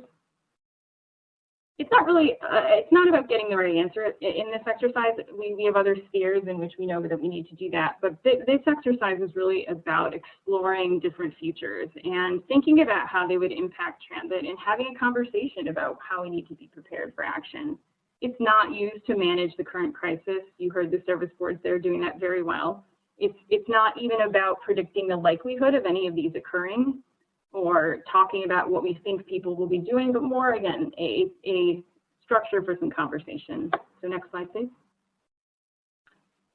We developed 6 different scenarios. They range from a stalled economy in which people aren't working or traveling at all on one extreme, to a more positive future in which sustainable shared travel bounces back on the other extreme. It's important to note that we don't have any scenario in which we think that things would return exactly to the way they were in 2019. All of the scenarios assume some higher level of teleworking and other shifts in industry and behavior. So in none of them do we assume we'll return back to 2019. Next slide, please. Today, we're just going to focus on 3 of them and talk about them in a little bit more detail. So from left to right, these include the stalled economy scenario, the congested recovery scenario, and what we're calling a regional remix scenario. And these 3 represent the bookends of the scenarios on each extreme and then one in the middle. They're all different, but they're all plausible futures that, again, help frame a good discussion about what the future of transit would look like if we ended up in one of these scenarios. So now I'll walk through each of them individually in a bit more detail. Next slide, please. Next slide, please. Thank you. The first scenario is this stalled economy scenario. So just to orient you to this slide, on the right, we have 3 sliders representing those impact levers I mentioned a minute ago, the economy, commuting, and transit mode share. And we're using the circles to show how these 3 levers in this scenario change relative to 2019. So a circle above the line means that this lever is performing better than 2019. A circle below the line means that it's performing less or worse than 2019. And on the left, we have a narrative that describes this scenario in terms of what's going on overall, when this scenario could reasonably occur, because they're all a little bit different in terms of their timelines, and how well the regional transit system is prepared to navigate this scenario if it does occur. So going through this stalled economy scenario, the narrative here is that the US plunges into an economic depression in which unemployment is high and travel is depressed overall. So the economy, commuting, and the transit mode share are all worse than 2019. In terms of when this would happen, this could happen anytime or in the near term without any kind of intervention. And if it does occur, we really don't have policies in place that help us navigate that. We would need to do something to deal with the fact that we have less funding available to us and something major would need to change. Next slide, please. The second scenario we have is called a congested recovery scenario. And in this scenario, we're actually looking looking at a rebounding economy. The economy goes back to 2019 levels, but more people are telecommuting, and commuting overall is a little bit down. And the people who do commute choose to drive. They don't want to take transit because they're afraid or it doesn't work for them, they're driving. Like the previous scenario, this could happen anytime. One might argue that we're starting to see this happen a little bit as people go back to their cars, congestion starting to rise again, could happen anytime. Again, the policies that we have in place, both for transportation in general and even transit to a degree, don't really help us navigate.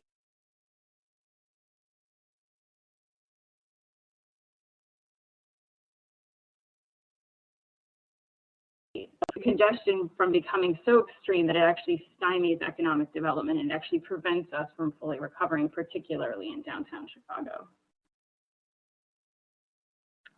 Next slide, please.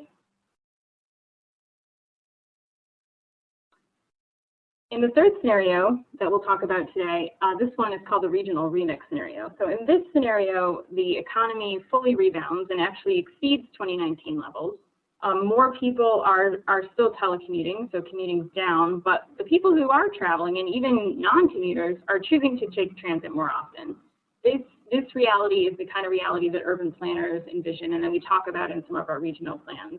But unlike previous scenarios, this one is unlikely to occur in the near term. It's unlikely to occur on its own at all. It would definitely require some interventions, policy interventions on our part to make sure that this kind of scenario could become reality. So these three slides really represent the inputs to our estimation tools and the thought processes going into the scenarios. The next slide, if you could go to the next slide, actually shows the outputs of that analysis. So to orient you to this slide, we have 3 bars, each representing the funding we estimate that would be available in each scenario relative to 2019. So the light gray, each bar, there is 1 bar for each scenario, and the light gray portion is the public revenue, so that's our sales tax and other forms of public funding. The dark gray part is the system revenue, which is mostly fares. And together they comprise all of our funding. The blue line at the top is the 2019 baseline. So you can see that we've estimated that in a stalled economy scenario, like the one I described, we would have 45% less funding or transit buying power than in 2019, because the economy is not doing well and travel's down. So all of our sources of funding are not doing well. The middle one, the congested recovery scenario, is estimated to provide about 20% less buying power than we had in 2019. In this one, it's a little bit different in that public revenue in this scenario is actually doing well because the economy has recovered and sales tax levels are high, but system revenue is still very low because people are not riding. They're driving, they're not riding transit. So overall, the impact of that is 20% less. The third scenario on the right, the regional remix one, is the only scenario of all 6 that we looked at in which we would yield that there would be a little bit more buying power than in 2019. And here we're saying we could have something like maybe 5% more than we had in 2019 if this scenario were to become reality. And in this case, both public revenue and system revenue are very healthy. But that one, again, that one is unlikely to occur without some significant policy interventions, whereas the other 2 could happen on their own with really no action on our part. So moving on to the next slide. This is how these scenarios look alongside 2020. This is a projection for all of the whole year of 2020 on what we think this year will look like. So we think we'll have 25% less revenue. Again, CARES Act funding is being used to make up that deficit this year, but time will tell whether more funding will be available. So moving on to the next slide. So with this work initially completed now and some idea about these scenarios and what their impacts would be, we are now planning to use them to structure a discussion with some stakeholders over the next couple of weeks. We will be having 2 virtual sessions, one on August 24th, one on August 31st, in which we will share this information with stakeholders and ask them about the kinds of actions that we should take to continue to pursue invest in transit goals in what might be very different environments. We will take what we learned from that from those sessions rather, and share it back with you in the fall so that you can likewise hear from our stakeholders. And we will use the information that we glean to help guide our work going forward. Next slide. So that concludes the information that I've prepared to share with you. I'm going to pause here now and ask for your input or your thoughts on what COVID impacts you're concerned about and how we might use these scenarios to capture feedback from our stakeholders. I will pause it now and have Audrey let me know if anyone has questions.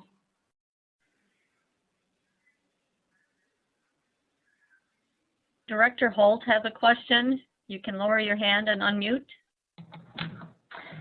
Thank you, Audrey, and thank you, Jessica. I've actually got a couple of comments and questions, so certainly if there's another member of the board that has questions, please feel free to interrupt me.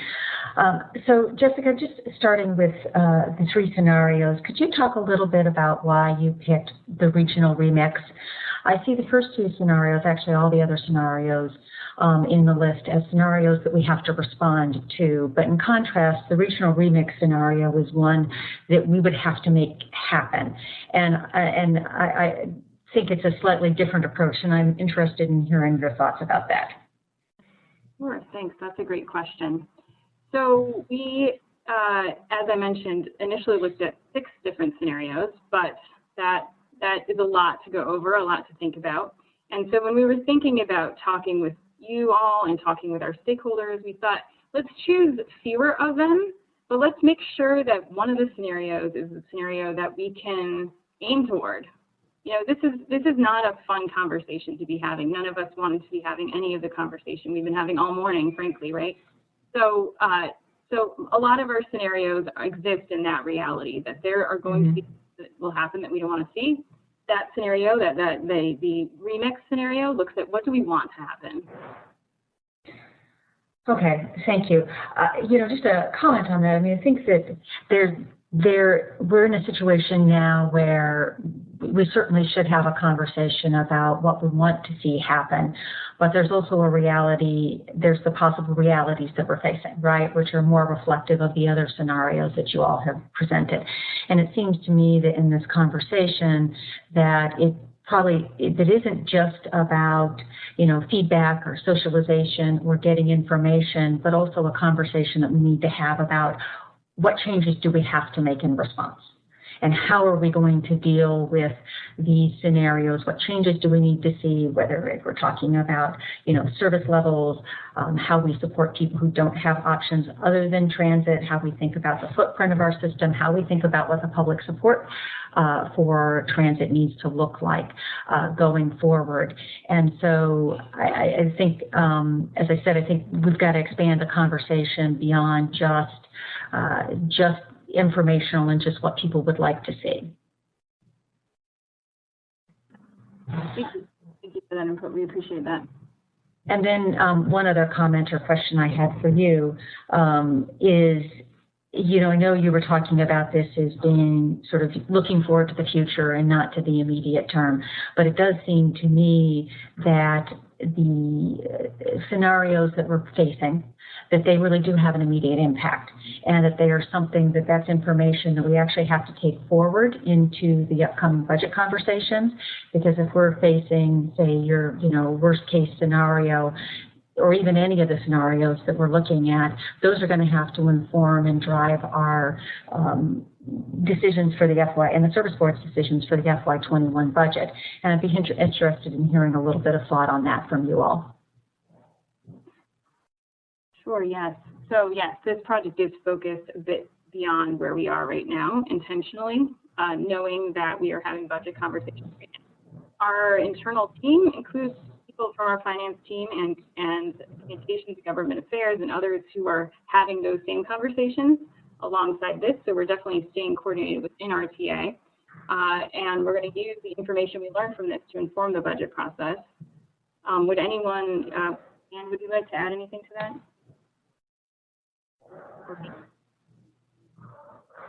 Sure. And I think, you know, sharing this information with the service boards, making this available. We did do a briefing for them last week, And our hope is, as we sort of take this from sort of some baseline scenario, as we're looking at both the 2021 budget, but even sort of and beyond, having the service boards further engage in this conversation, because I think it's a good way to start both framing questions and really having the difficult conversations that I fundamentally think we're going to be having over the next, not just for the 2021 budget, but beyond. Mm-hmm.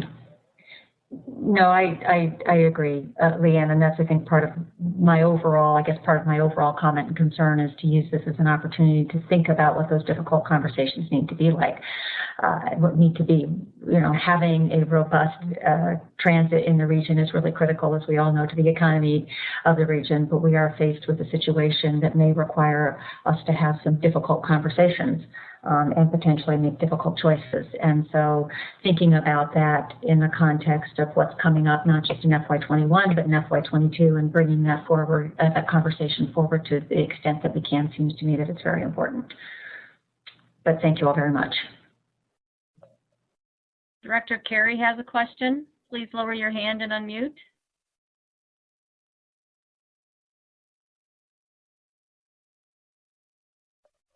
Unmute. Yep, sorry, Audrey. Took me a second there to find it. I want to echo some of the comments Director Holt made. Let me start with where you just were ending, I think, which is we'll have very difficult conversations to make, I think, coming up. I mean, if we're fortunate to get more money out of the federal government, and I would hope we would, to carry us perhaps through 2021. I mean, at some point, and one of the slides you showed said that 2020, we will be 25% below what we would have hoped to be in terms of funding, but that included the CARES money. You take the CARES money out and we're way, way below.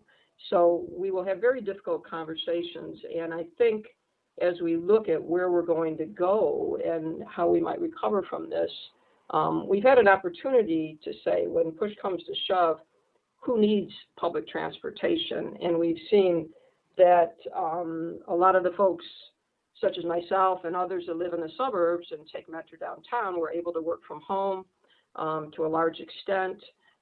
We're able to get in a car if you really had to go somewhere, but there's a huge population across the Metro Chicago area that perhaps doesn't even have a car, and their only way to get to work, get to shop, to do anything is to have public transportation.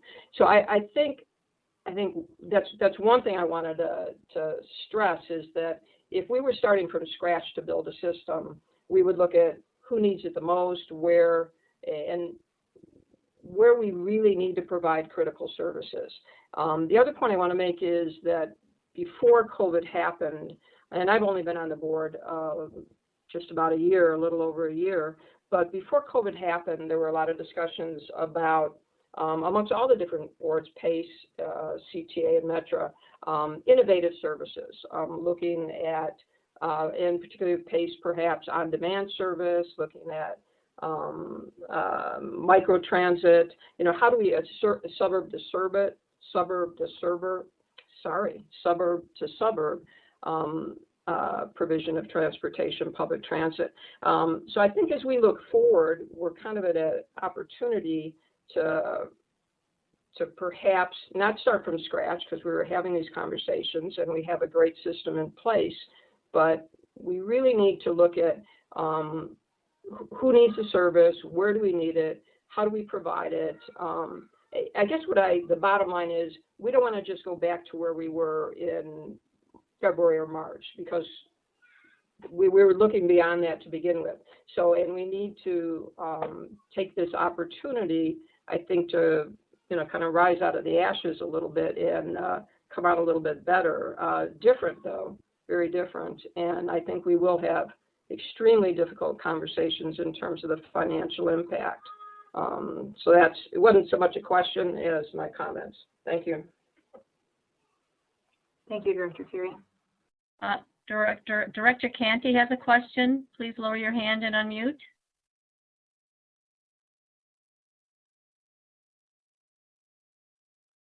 Unmute. Audrey, can you hear me? Yes, thank you. Fantastic. I wanted to echo some of the comments made by Directors Holt and Director Carey, and thank you all for this presentation. And I want to seize on something that I heard Director Carey say, that this is an opportunity for us. I know we've been talking about how do we get to where we were and how do we bring these revenues back up, but I think what we're seeing is a real opportunity to create some change and develop the transit system that we want to see to a certain extent. And I do think that will involve challenging conversations, and I hesitate to use the word difficult conversations, because when I hear that, I think we're all trained to think of difficult conversations as we're going to have to stop doing things and we're not going to be able to provide things. And what I want to think of them as challenging conversations, because we're changing the way that people view transit and what we do for those who need it most. You know, to Director Carey's point, there's a large swath of the suburbs that, you know, workers were able to find ways to telecommute and work from home, so perhaps they weren't riding Metro as much. But this is an opportunity to provide some of that suburb-to-suburb service that we don't get as much out here, at least in the northern suburbs, and I assume it's a challenge for the southern suburbs as well. So I'm excited about that opportunity, and I'd really like us to tee it up in that way, as seizing on an opportunity in what is a challenging time for the region and the state and the nation, but looking at this as a way for us to start building up a system that we can get excited about and be proud about, that offers everything that our riders need on all the different service boards, and really find a way to bring them into this fold and have those conversations with our legislators. So thank you. Thank you, Director. Director Groban has a question. If you would lower your hand and unmute. Thanks, Audrey.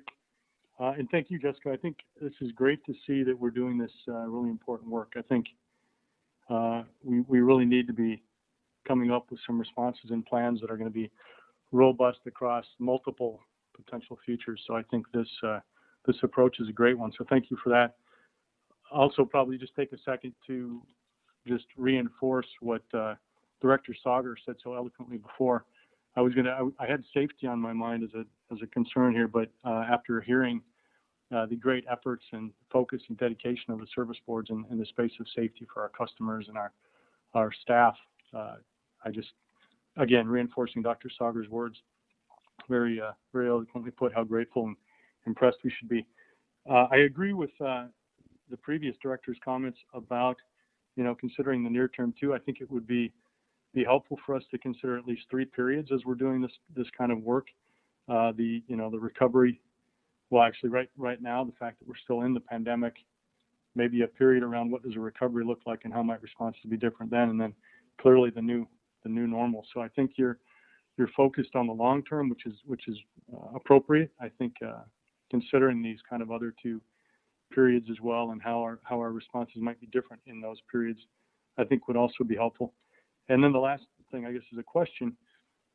Jessica, you referenced you were going to meet with stakeholders. Can you give us some idea of who the stakeholders are that you will be seeking input from? Thank you. Yes, thank you, Director, both for that feedback and for the question. Yes, so we have invited a sort of wide range of stakeholders with whom we interact regularly. So RTA planning specifically interacts regularly.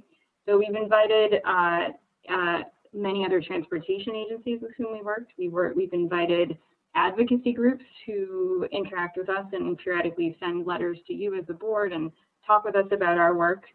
We've invited the service boards to participate so they can hear as well. And we're hoping we're catching some business representatives as well, I should say, some private sector entities, because we're hoping that we get a good variety of conversation and we hear from a variety of different sectors and can get a pulse on what the region's needs are and what people think we need to talk about in terms of change. Jessica, can I just jump in real quick just to add, and correct me if I'm wrong, but my understanding is we've also invited transportation and staff from the counties and the planning liaisons who represent the Council of Mayors around the region. Is that correct? We have, yes, indeed. We've also included local and county governments to be a part of the conversation as well. Thanks for that reminder. Director Sagar has a question. If you can lower your hand and unmute. Yes, thank you, Audrey. I appreciate it. Can you hear me all right? Hello? Yes. We can hear you. Okay. Well, I'm incredibly pleased and really appreciate the comments that have been made by our colleagues on the board, and I absolutely agree with many of the comments that have been made. You know, at this type of time, it's very, very common for businesses and services, I think, to just say, well, we just have to hang in there. We just have to hold on by our fingernails and our toenails and hope to goodness that we're going to survive this. Another approach that is frequently taken is to do what we all have referred to as retrenching. We want to just go back and retrench, which just basically means we want to defend what we have always done in the past, and we want to make sure that we come out of this surviving, but we come out of it surviving strong, and then we can kind of keep doing what we do. I think the fact of the matter is that we at this time, and business in general at this time, really need to seek bold innovation. And I'm going to emphasize that word bold. I think we have to be bold enough to redefine ourselves. I think we have to be bold enough to redirect ourselves. And I think we have to be bold enough to reinvent and reinvest. You know, the big question really is, and the question that we have to ask ourselves, frankly, is if we are prepared for dramatic change. But I think that that's what we have the opportunity to do. And I appreciate the challenge context, and I also appreciate, though, the opportunity context, because to me, this is really an opportunity for us to redefine ourselves as a transit system in northeastern Illinois and to be able to serve our community and our commuters and our public in a way that we have never truly attempted to address before. Because it's typical. It's typical for us to kind of maintain the status quo or continue to go in the directions, and I'm not faulting our staffs. I think the staffs are just exceptionally creative and done a beautiful job of trying to look to the future. But I think that this calls for a very bold action. I appreciated the commentary that was made with the three alternatives. I think the fact is that we're going to have to accept the challenge, which is to combine. We're going to have to look at combining congested recovery, if you will, which is a near-term type of opportunity, with that regional remix, which is more of a long-term. So the concern is always going to be, how do we finance both of those types of things? How do we marry that near-term approach, which we're going to have to be taking, with that longer-term growth, redevelopment, innovation type of approach?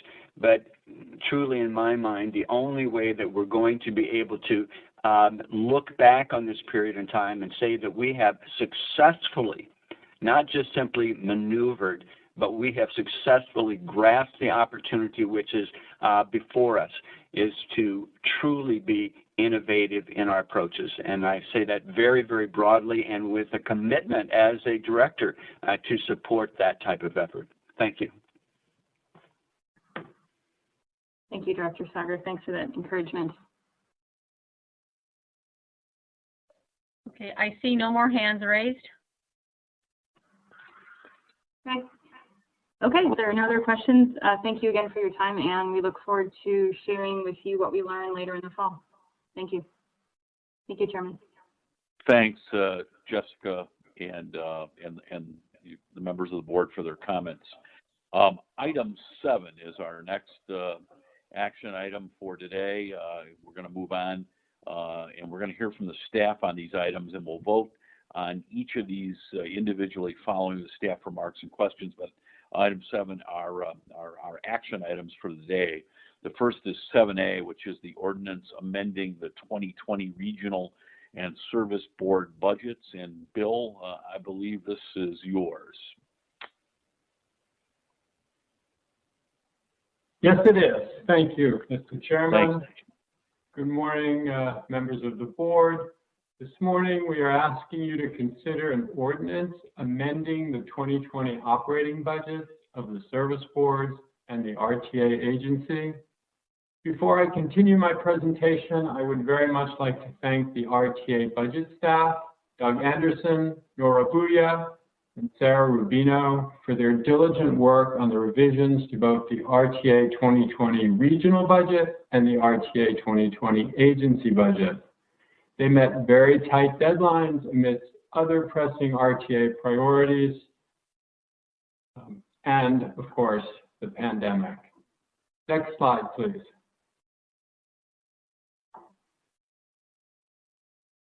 Revised Service Board and RTA budgets were required by the May funding amendment, which decreased RTA regional funding by an estimated $543 million due to the expected impact of COVID-19 on sales tax collections.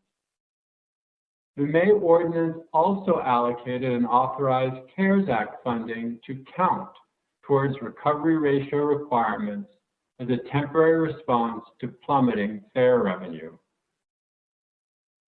The revised 2020 Service Board budgets were received in early August from the service boards and vetted by RTA staff. While each service board approached their revised budget a little differently, the proposed budgets are balanced and meet each of the RTA Act criteria for adoption. One thing we will reiterate during this presentation is that 3 months have passed since the May funding amendment, enough time for actual results to vary significantly from our projections back then. For example, actual sales tax receipts for March, April, and May have been higher than expected. This should lead to a better result than the proposed budgets would suggest, particularly with respect to the longevity of CARES Act funding. Next slide, please. The proposed budgets foresee system ridership of about 240 million rides for the year, somewhat worse than estimates of around 300 million that we made back in April. CTA did reflect a late adjustment to their fall ridership levels due to the Chicago Public Schools' decision on remote learning. And the individual service boards anticipate ridership declines of between 47 and 60%.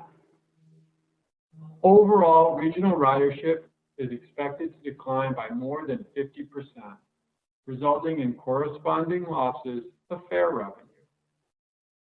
Next slide, please. The May funding amendment left the decision about 2020 service and expense levels to the individual service boards. As I mentioned earlier, each service board took a slightly different approach to budgeting. While the CTA recognized year-to-date savings of $11.8 million through June, their full-year expenses have increased by $21.6 million, or 1.4%. Metra recognized $32.2 million of year-to-date savings through May and held their June through December expenses at the originally budgeted levels, for a total expense decrease of 3.9%. PACE chose to leave their original budgeted levels in place for the full year, so total budgeted expenses are unchanged.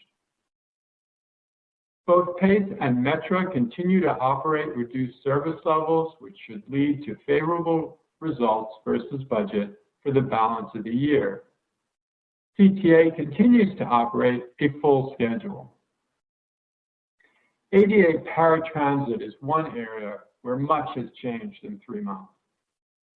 The ADA expense budget under your consideration today is almost $42 million lower than the original budget. But as Leanne mentioned earlier, the ADA funding requirement continues to evolve, and I'll explain that on the next slide. Next slide, please. The May funding amendment pulled ADA funding down by about 30% to $129 million. This was essentially our best guess based on the ridership drop-off. But the impact of COVID-19 on ADA operations was better understood. Before the impact of COVID-19 on ADA operations was better understood, PACE staff subsequently informed the RTA staff that the $129 million would likely not be sufficient due to COVID-19 protection efforts, including the elimination of shared rides. For example, 2 or more passengers who normally would share a vehicle for some or most of a trip would now each travel alone. In short, years of hard-earned productivity gains in ADA paratransit operations were essentially undone overnight by the COVID-19 pandemic. In PACE's revised ADA budget under your consideration today, COVID-19 mitigation efforts were anticipated through second quarter. Subject to the approval of the RTA board, PACE has proposed the use of $18.4 million from the ADA Paratransit Reserve, in addition to the $129 million provided by the May funding amendment.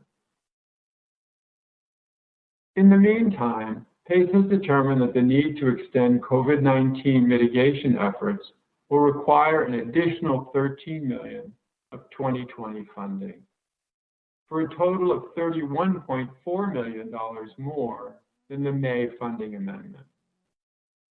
Staff recommends addressing that additional need next month with a second 2020 funding amendment for ADA paratransit.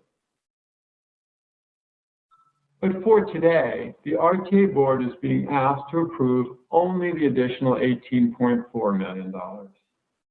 Staff recommends sourcing all incremental ADA funding from reserve funds in order to maximize the amount of current year sales tax flowing to the mainline service boards, including PACE Suburban Service. Next slide, please. Moving on to recovery ratios. The inclusion of almost $650 million of projected CARES Act funding in operating revenue has restored each of the mainline service boards' proposed recovery ratios to meet or exceed the original 2020 requirements. The proposed regional recovery ratio has actually risen from the original budget to about 51%, exceeding the statutory requirement of 50%. Also, to achieve the required 10% recovery ratio for ADA paratransit in the absence of CARES Act funding, PACE has incorporated a security expense exclusion reflecting the impact of the COVID-19 pandemic on productivity. Next slide, please.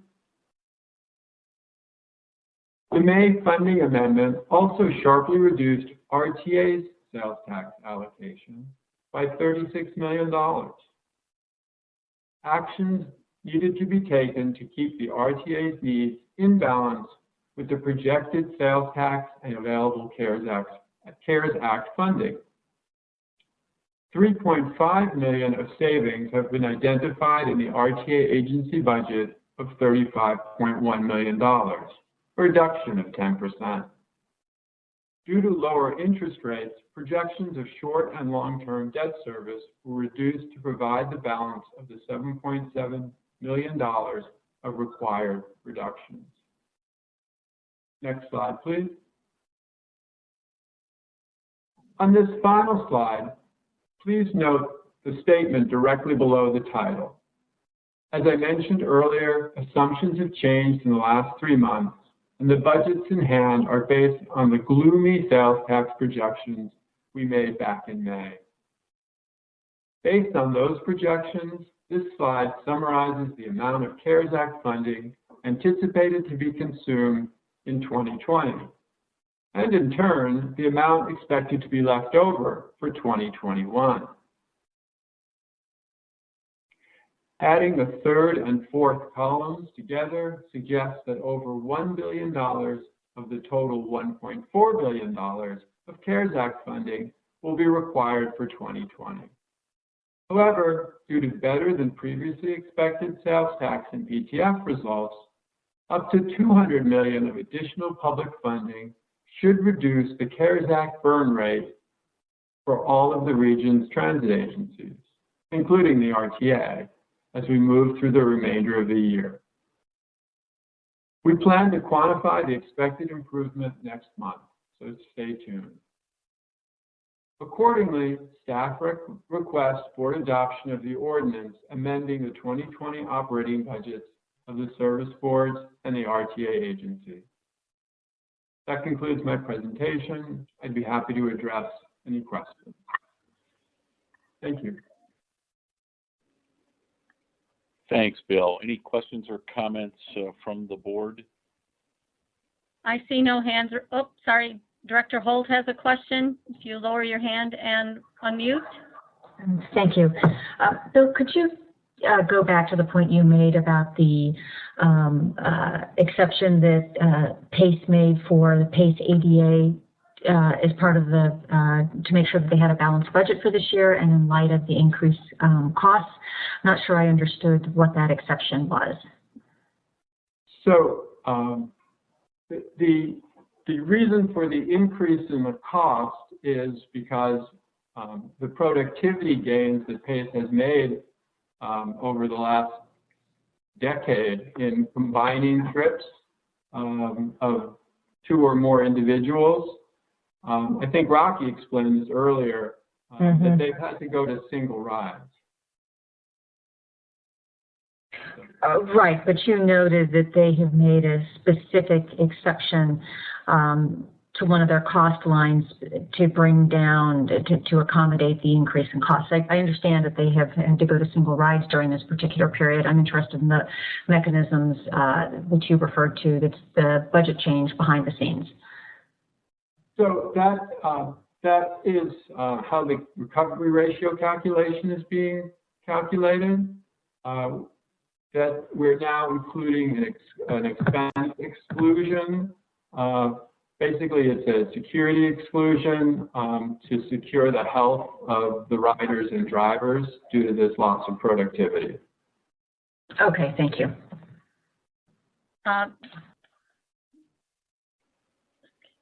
There are no other questions.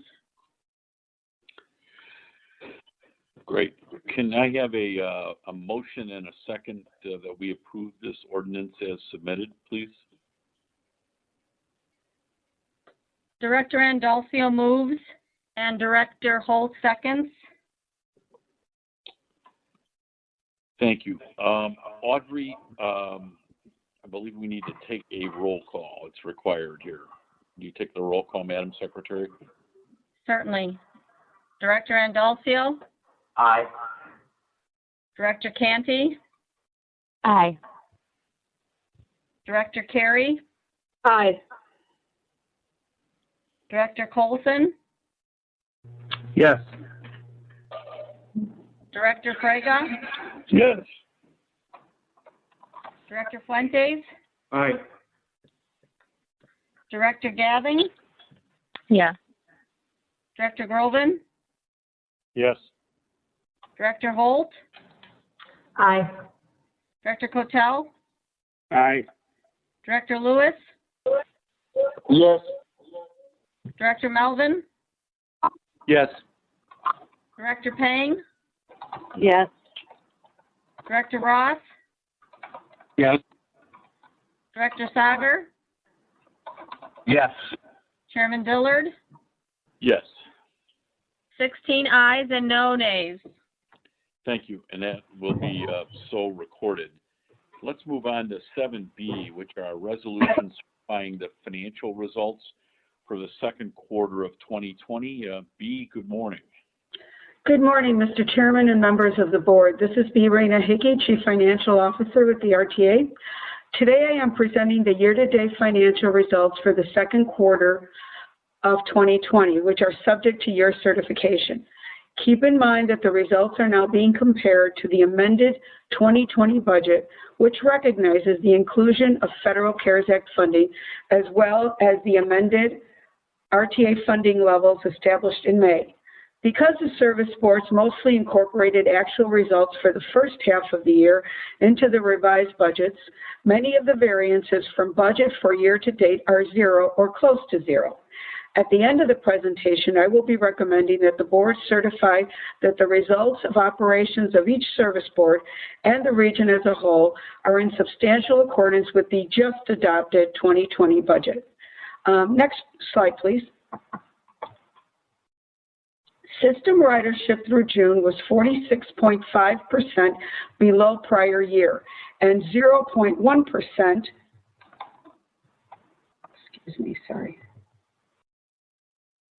and 0.1% unfavorable to the amended budget, as shown by the orange bars on the chart.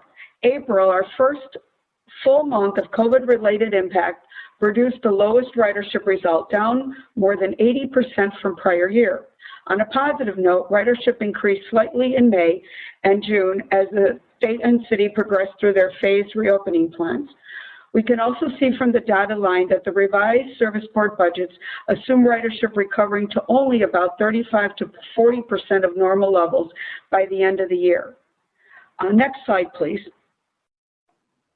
Looking at the total operating revenue of $538.5 million, it was $4.5 million or 0.8% unfavorable to the budget through the second quarter. With the exception of Metro, each service board reported operating revenue equal to their amended budgets. Metro's revised budget contained actual results through May, so their June results is producing the 2.4% unfavorable variance shown. The service boards included in their operating budget $225 million of CARES Act funding requisitioned for fair revenue losses through June, as authorized by the May funding amendment. Next slide, please. Next, we have public funding results. Continuing the trend we saw in April, May sales tax is projected to come in at about 24% below prior year, significantly better than the 50% drop we had initially estimated. This is benefiting each of the service boards. The real estate transfer tax, or the RET, also outperformed the amended budget by 15.5% through the second quarter, which contributed to CTA's positive budget variance of 7.1%. ADA paratransit was adjusted to the level contained in the May funding amendment, beginning with June's payment to PACE, resulting in a zero variance. Total regional public funding through June is expected to surpass budget by $35.9 million, or 4.8%, highlighted in light blue. Next slide, please. So now looking at operating expenses, system-wide operating expenses through June were $24.1 million, or 1.8% favorable to budget. The service boards have continued to manage their overall expenditures well, despite increased costs related to the pandemic. Because PACE's revised budget left expenses at original budgeted levels, their year-to-date results reflects a significant 13% favorable variance. Metro also reported favorable to budget results associated with their June performance. Each service board benefited from favorable fuel prices, resulting in a combined savings of $4.3 million, amplified by ongoing reductions in service levels at Metro and PACE. Next slide, please. Better than expected sales tax and real estate transfer tax receipts at CTA produced a positive net result variance of $28.6 million through June. Cost savings and favorable public funding results more than offset an operating revenue shortfall at Metro and PACE, keeping their net results favorable to budget. The system net result through the second quarter was $55.5 million favorable to budget, as highlighted in light blue. Now let's look at the recovery ratios. Next slide, please. I am happy to report that due to the inclusion of CARES Act funding, the regional recovery ratio has improved to 48.9% through June, now 0.6 percentage points above budget. As you can see on the left side of the table, in the absence of the $225.8 million in CARES Act funding, the service boards have recognized as fair revenue replacement on a year-to-date basis. Revenue recovery ratios would be around 30% or less. With the CARES Act funding included, CTA and Metro recovery ratios which were flat to budget, while PACE's solid expense performance brought the recovery ratio into the light blue. The ADA paratransit recovery ratio finished slightly below budget, but is expected to improve in the coming months. Next slide, please. Looking at the operating deficit, focusing on the certification of year-to-date financial results through the second quarter, this slide displays the variances of each service board's operating deficit from budget. PACE Suburban Service had a favorable variance of 16.5%, while CTA and ADA paratransit were at budget, and Metra's operating deficit finished 2% favorable. The combined regional operating deficit was $19.6 million, or 2.4% favorable to budget. Accordingly, we recommend that the results of the operations of each service board and the region taken as a whole be found in substantial accordance with the amended budget through second quarter. I said earlier that $225 million of CARES Act funding for fare revenue replacement had been included in the service board's June results.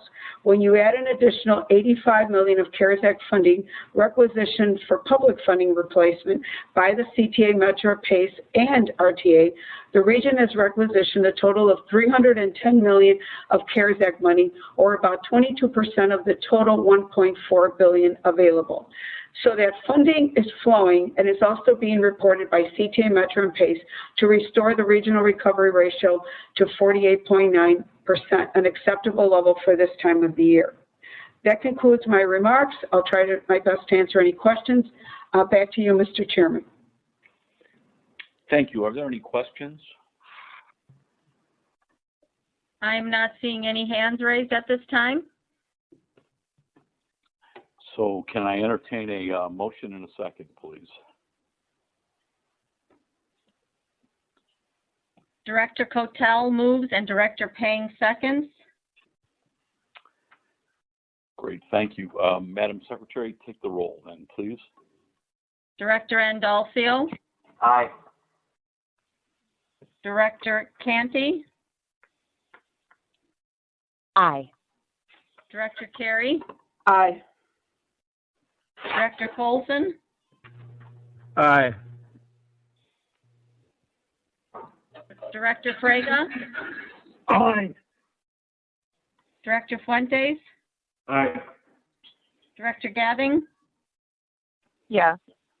Director Groban. Yes. Director Holt. Yes. Director Cotel. Aye. Director Lewis. Yes. Director Melvin. Yes. Director Pang. Yes. Director Ross. Yes. Director Sauger. Yes. Chairman Dillard. Yes. 16 ayes. Thank you. And that will be so reported and it is approved. 7C is the ordinance authorizing the amendment to the 2024 capital program and amending our ICE-funded projects. Jill Leary, I think this one is yours. It is. Good morning again, and thank you, Chairman Dillard. I'm requesting approval of two ordinances. First, we are requesting your authorization for an amendment to the 2020 to 2024 capital program incorporating changes in program revenues and expenses for CTA, Metra, and PACE. Second is a time extension for CTA, Metra, and PACE's Innovation, Coordination, and Enhancement, or ICE-funded projects. Let me walk you through the changes we are recommending in this ordinance. This quarter, we are asking you to approve a net funding increase to the 5-year capital program of $16.4 million that affects both current and out years. The total net increase is $8.63 million for CTA, $7.8 million for Metra, and net zero for PACE. The CTA $8.63 million increase consists of a shift of funds for debt repayment that will result in a decrease of almost $36 million, an increase of just less than $100,000 in federal discretionary funds, and a decrease of $20 million in CTA bond issuances. For Metra, the $7.8 million increase consists of a $12.5 million increase in federal discretionary funds, a little over $100,000 increase in reprogrammed or carryover funds, and just under a $5 million decrease in service board funds. PACE is adjusting its 2020 program funding allocations to accommodate a few projects, including a couple of COVID-related initiatives for vehicles and facilities. The project and budget changes in the capital program are included in the memo of your board materials and in Schedules 2A and 2B attached to the ordinance. The second ordinance for which we are requesting your approval is the 12-month extension for ICE projects. There is 1 CTA, 5 METRA, and 3 PACE projects requiring extensions as outlined in your board memo. RTA staff has reviewed these requests and found them to be justified as outlined in the ordinance request memo. I'm happy to answer any questions. Otherwise, we are seeking your approval of these 2 ordinances. Thank you. Thank you, Jill. Any questions from the board on these 2 ordinances? I am not seeing any hands with questions. If not, how about a motion and a second? Director Carey moves and Director Groven seconds. Great, thank you. Madam Secretary, please take the roll on 7C, the 2 ordinances, please. Certainly. Director Andalcio? Yes. Director Canty? Aye. Director Carey? Aye. Director Colson? Yes. Director Frega? Yes. Director Fuentes? Aye. Director Gabbing? Yes. Director Groven? Yes. Director Holt? Yes. Director Holt? Yes. Director Cotel? Aye. Director Lewis? Support. Director Melvin? Yes. Director Peng? Yes. Director Ross? Yes. Director Sager? Yes. Chairman Dillard? Aye. 16 ayes. Thank you. And that will be so approved. Let's go on to 7D, the ordinance approving the FTA's federally mandated Title VI plan for the period of 2020 to 2023. Our General Counsel, Nadine, will brief us. Nadine Lacombe. Good morning again, directors. The ordinance before you today approves and adopts the RTA's Title VI plan for the period from 2020 to 2023. This is a compliance matter. As a direct recipient of federal funds, the RTA is required by the FTA to file a plan demonstrating our compliance with Title VI of the Civil Rights Act of 1964. The FTA requires that our governing body approve the plan prior to submission for its review. Our existing plan expires on November 30th, 2020, and is due to the FTA at the end of September. So now that we've got the logistics out of the way, let's talk a little bit about Title VI itself and its significance. Title VI is a little-known provision of the Civil Rights Act of 1964. Relative to the more well-known provisions, such as Title VII, it isn't utilized much by those it's meant to protect. But to quote, Title VI provides, "No person in the United States shall, on the ground of race, color, or national origin, be excluded from participation in, be denied the benefits of, or be subjected to discrimination under any program or activity receiving federal financial assistance." And that's basically it. It's only 40 words to say a lot, but the federal government has decided that any program funded by the public's tax dollars should be accessible to people regardless of color, national origin, or race. In addition to accessibility to our programs, Title VI requires that our work not pose a disproportionate burden upon certain populations or discriminate against them. So we're all fairly familiar with race, but it can sometimes be confusing to determine what discrimination on the basis of national origin or color might be. So discrimination based on national origin is usually based in language and accessibility to information or services. This is the basis for the requirement that all federal aid recipients have a limited English proficiency plan, or LEP plan. Compliance with the law is really about the various ways and the degree to which we, the RTA, interact with the public. Relative to the service boards, and not surprisingly, the RTA has very little direct contact with the public. As laid out in the plan that's been submitted for your consideration, our Mobility Services Department, which administers the Travel Information Call Center, ADA paratransit certification, ride-free and reduced fare programs, provides the lion's share of services experienced directly by the public through the RTA. The plan lays out the many ways that we make sure information is available to anyone who needs or wants it, and how we ensure full engagement of people of color, low-income populations, and those with limited English proficiency. In it, we discuss how our constituents can obtain translation services, our requirements of subrecipients, the type of information on our website, the issues we bring to public hearings, and the diversity of our boards.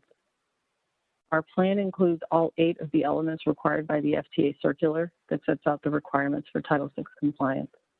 Thankfully, we've had no complaints filed against the RTA based on Title VI since the plan was last submitted, or for that matter, since I joined the RTA 8 years ago. And with that, I ask the board to adopt the proposed plan. I'm happy to take any questions or suggestions you might have with regard to the plan. Thank you. Great, thank you, Nadine. Nadine, you and Allison do a great job of ensuring that programs and required federal law are complied by not only the RTA but the service boards very well. So thank you. Any questions or comments? I see no hands raised. Great, thank you. I think we've seen from recent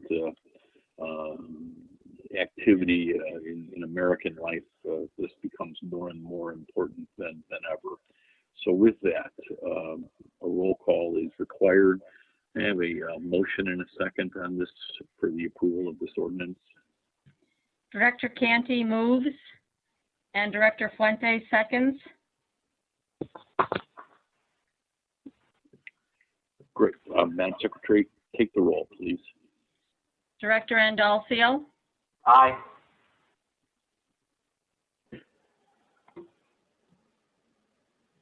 Director Andalcio. Director Canty. Aye.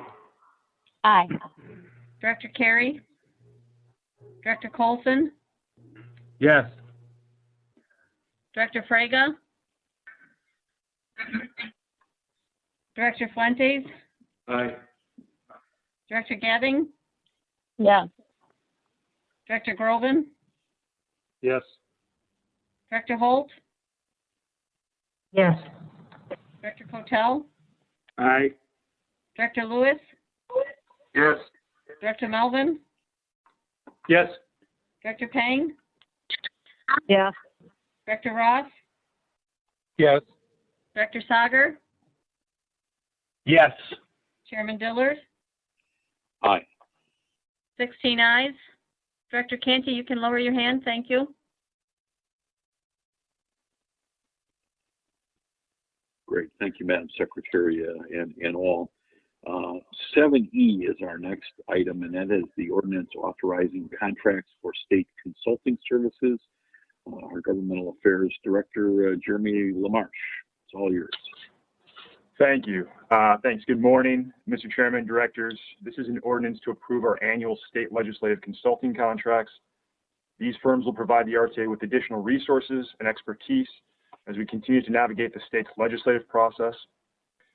For new board members, these are contracts we've continuously sought board approval for on an ongoing annual basis.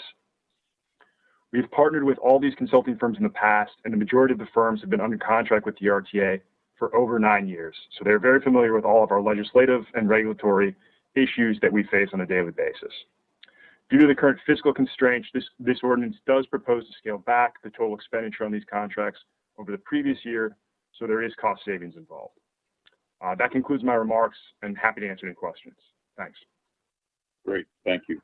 Jeremy and I and Leanne, we were probably hoping that we could scale these even back more, but with, as you can see from our budget reports earlier, our work continued to cut out for us, and with the capital plan, which is good news from the state, these consulting services, are continued to be needed, but this is scaled back, which will make Director Colson happy. I think. So, any questions or comments on this? Yeah, Mr. Chairman, I'm always happy. I know you are. Bill, thank you very much. Can I have a motion in a second? I see no other questions. Great. Thanks, Audrey. I need a motion in a second. A motion by Director Andalcio and a second by Director Colson. Can you take the roll call, please, Audrey? Certainly. Director Andalcio? Yes. Director Canty? Yes. Director Carey? Director Colson? Yes. Director Frega? Director Fuentes? Aye. Director Gadding? Yes. Director Groban? Yes. Director Holt? Yes. Director Cotel? Aye. Director Lewis? Support. Director Melvin? Yes. Director Payne? Yes. Director Ross? Yes. Director Sager?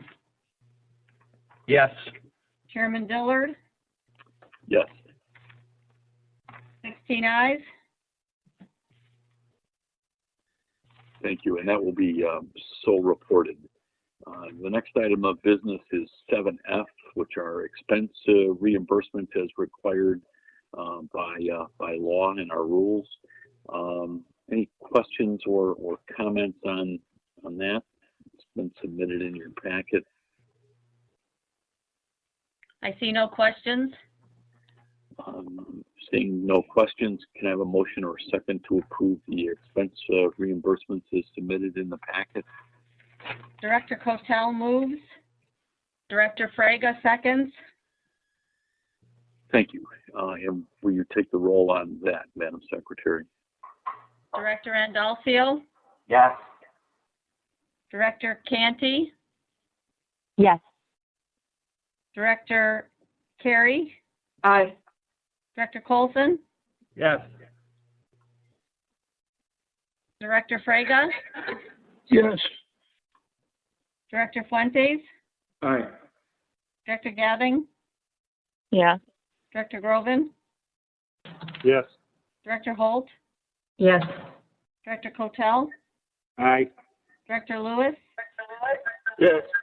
Director Melvin? Yes. Director Payne? Yes. Director Ross? Yes. Director Sager? Director Sager? Yes. Chairman Dillard? Yes. 16 ayes. Thank you. And 7F is approved. Item 8 is new business, and any issue raised under this item would be for discussion only. Is there any new business to come before the board today? Director Fuentes has his hand up. If you would Yes. lower it and unmute. Okay. I'd just like to notify the board that even though we have issues with the ADA transportation, we had the coordinating committee meeting on August 5th, and I can assure you that all the service boards are still committed in improving access for our ADA clients, especially using mainline services. So even though the budget doesn't look well, I think the process of improving mainline service is one of the keys to ensure that our ADA clients get the best service possible. So I just want to let you know that during the service boards did an outstanding job. Thank you. Thank you, Phil. And ADA and that service is so critical. And it's one of the things we just approved the contracts for our consultants. But Jeremy, myself, Bee, and Leanne are constantly reminding the legislature that they need to keep intact and hopefully increase, but at least keep intact and not cut any further our ADA paratransit services. And I'm not sure the legislature is always aware of that they have a part in this. So we try to remind them, but Phil, I really appreciate you've always been a champion in this area, and thanks for that update. Appreciate it. Any other new business? If not, as a reminder, the next scheduled meeting date for the RTA board is Thursday, September 10th. Thursday, September 10th. It's hard to believe. It'll be after Labor Day, beginning at 9 a.m. This is earlier than our normally scheduled third Thursday due to a statutory requirement to pass budget marks by September 15th. So it's up about a week in our schedules. And importantly, we'll advise you of the virtual nature or location of this meeting as we get closer and the status of COVID-19 is updated, especially in coordination as we do all the time with Governor Pritzker's office. Until then, I hope everybody stays safe and healthy. Thanks to the staff and our IT staff and Audrey and Nadine for putting this together virtually. I know it's a stressful task and we deeply appreciate it. And with that, if there's no further business to come before the public session of the Board of Directors, I'll entertain a motion and a second to adjourn. Have a motion and a second to adjourn. Director Pang moves and Director Sagar seconds. Thank you. All those in favor say aye. Aye. Aye. Opposed? Aye. Aye. And any opposed? If No not, opposition? Super. Thank you. If not, we stand adjourned. And again, thank you for your perfect attendance, which we deeply, deeply appreciate. Thanks, everybody.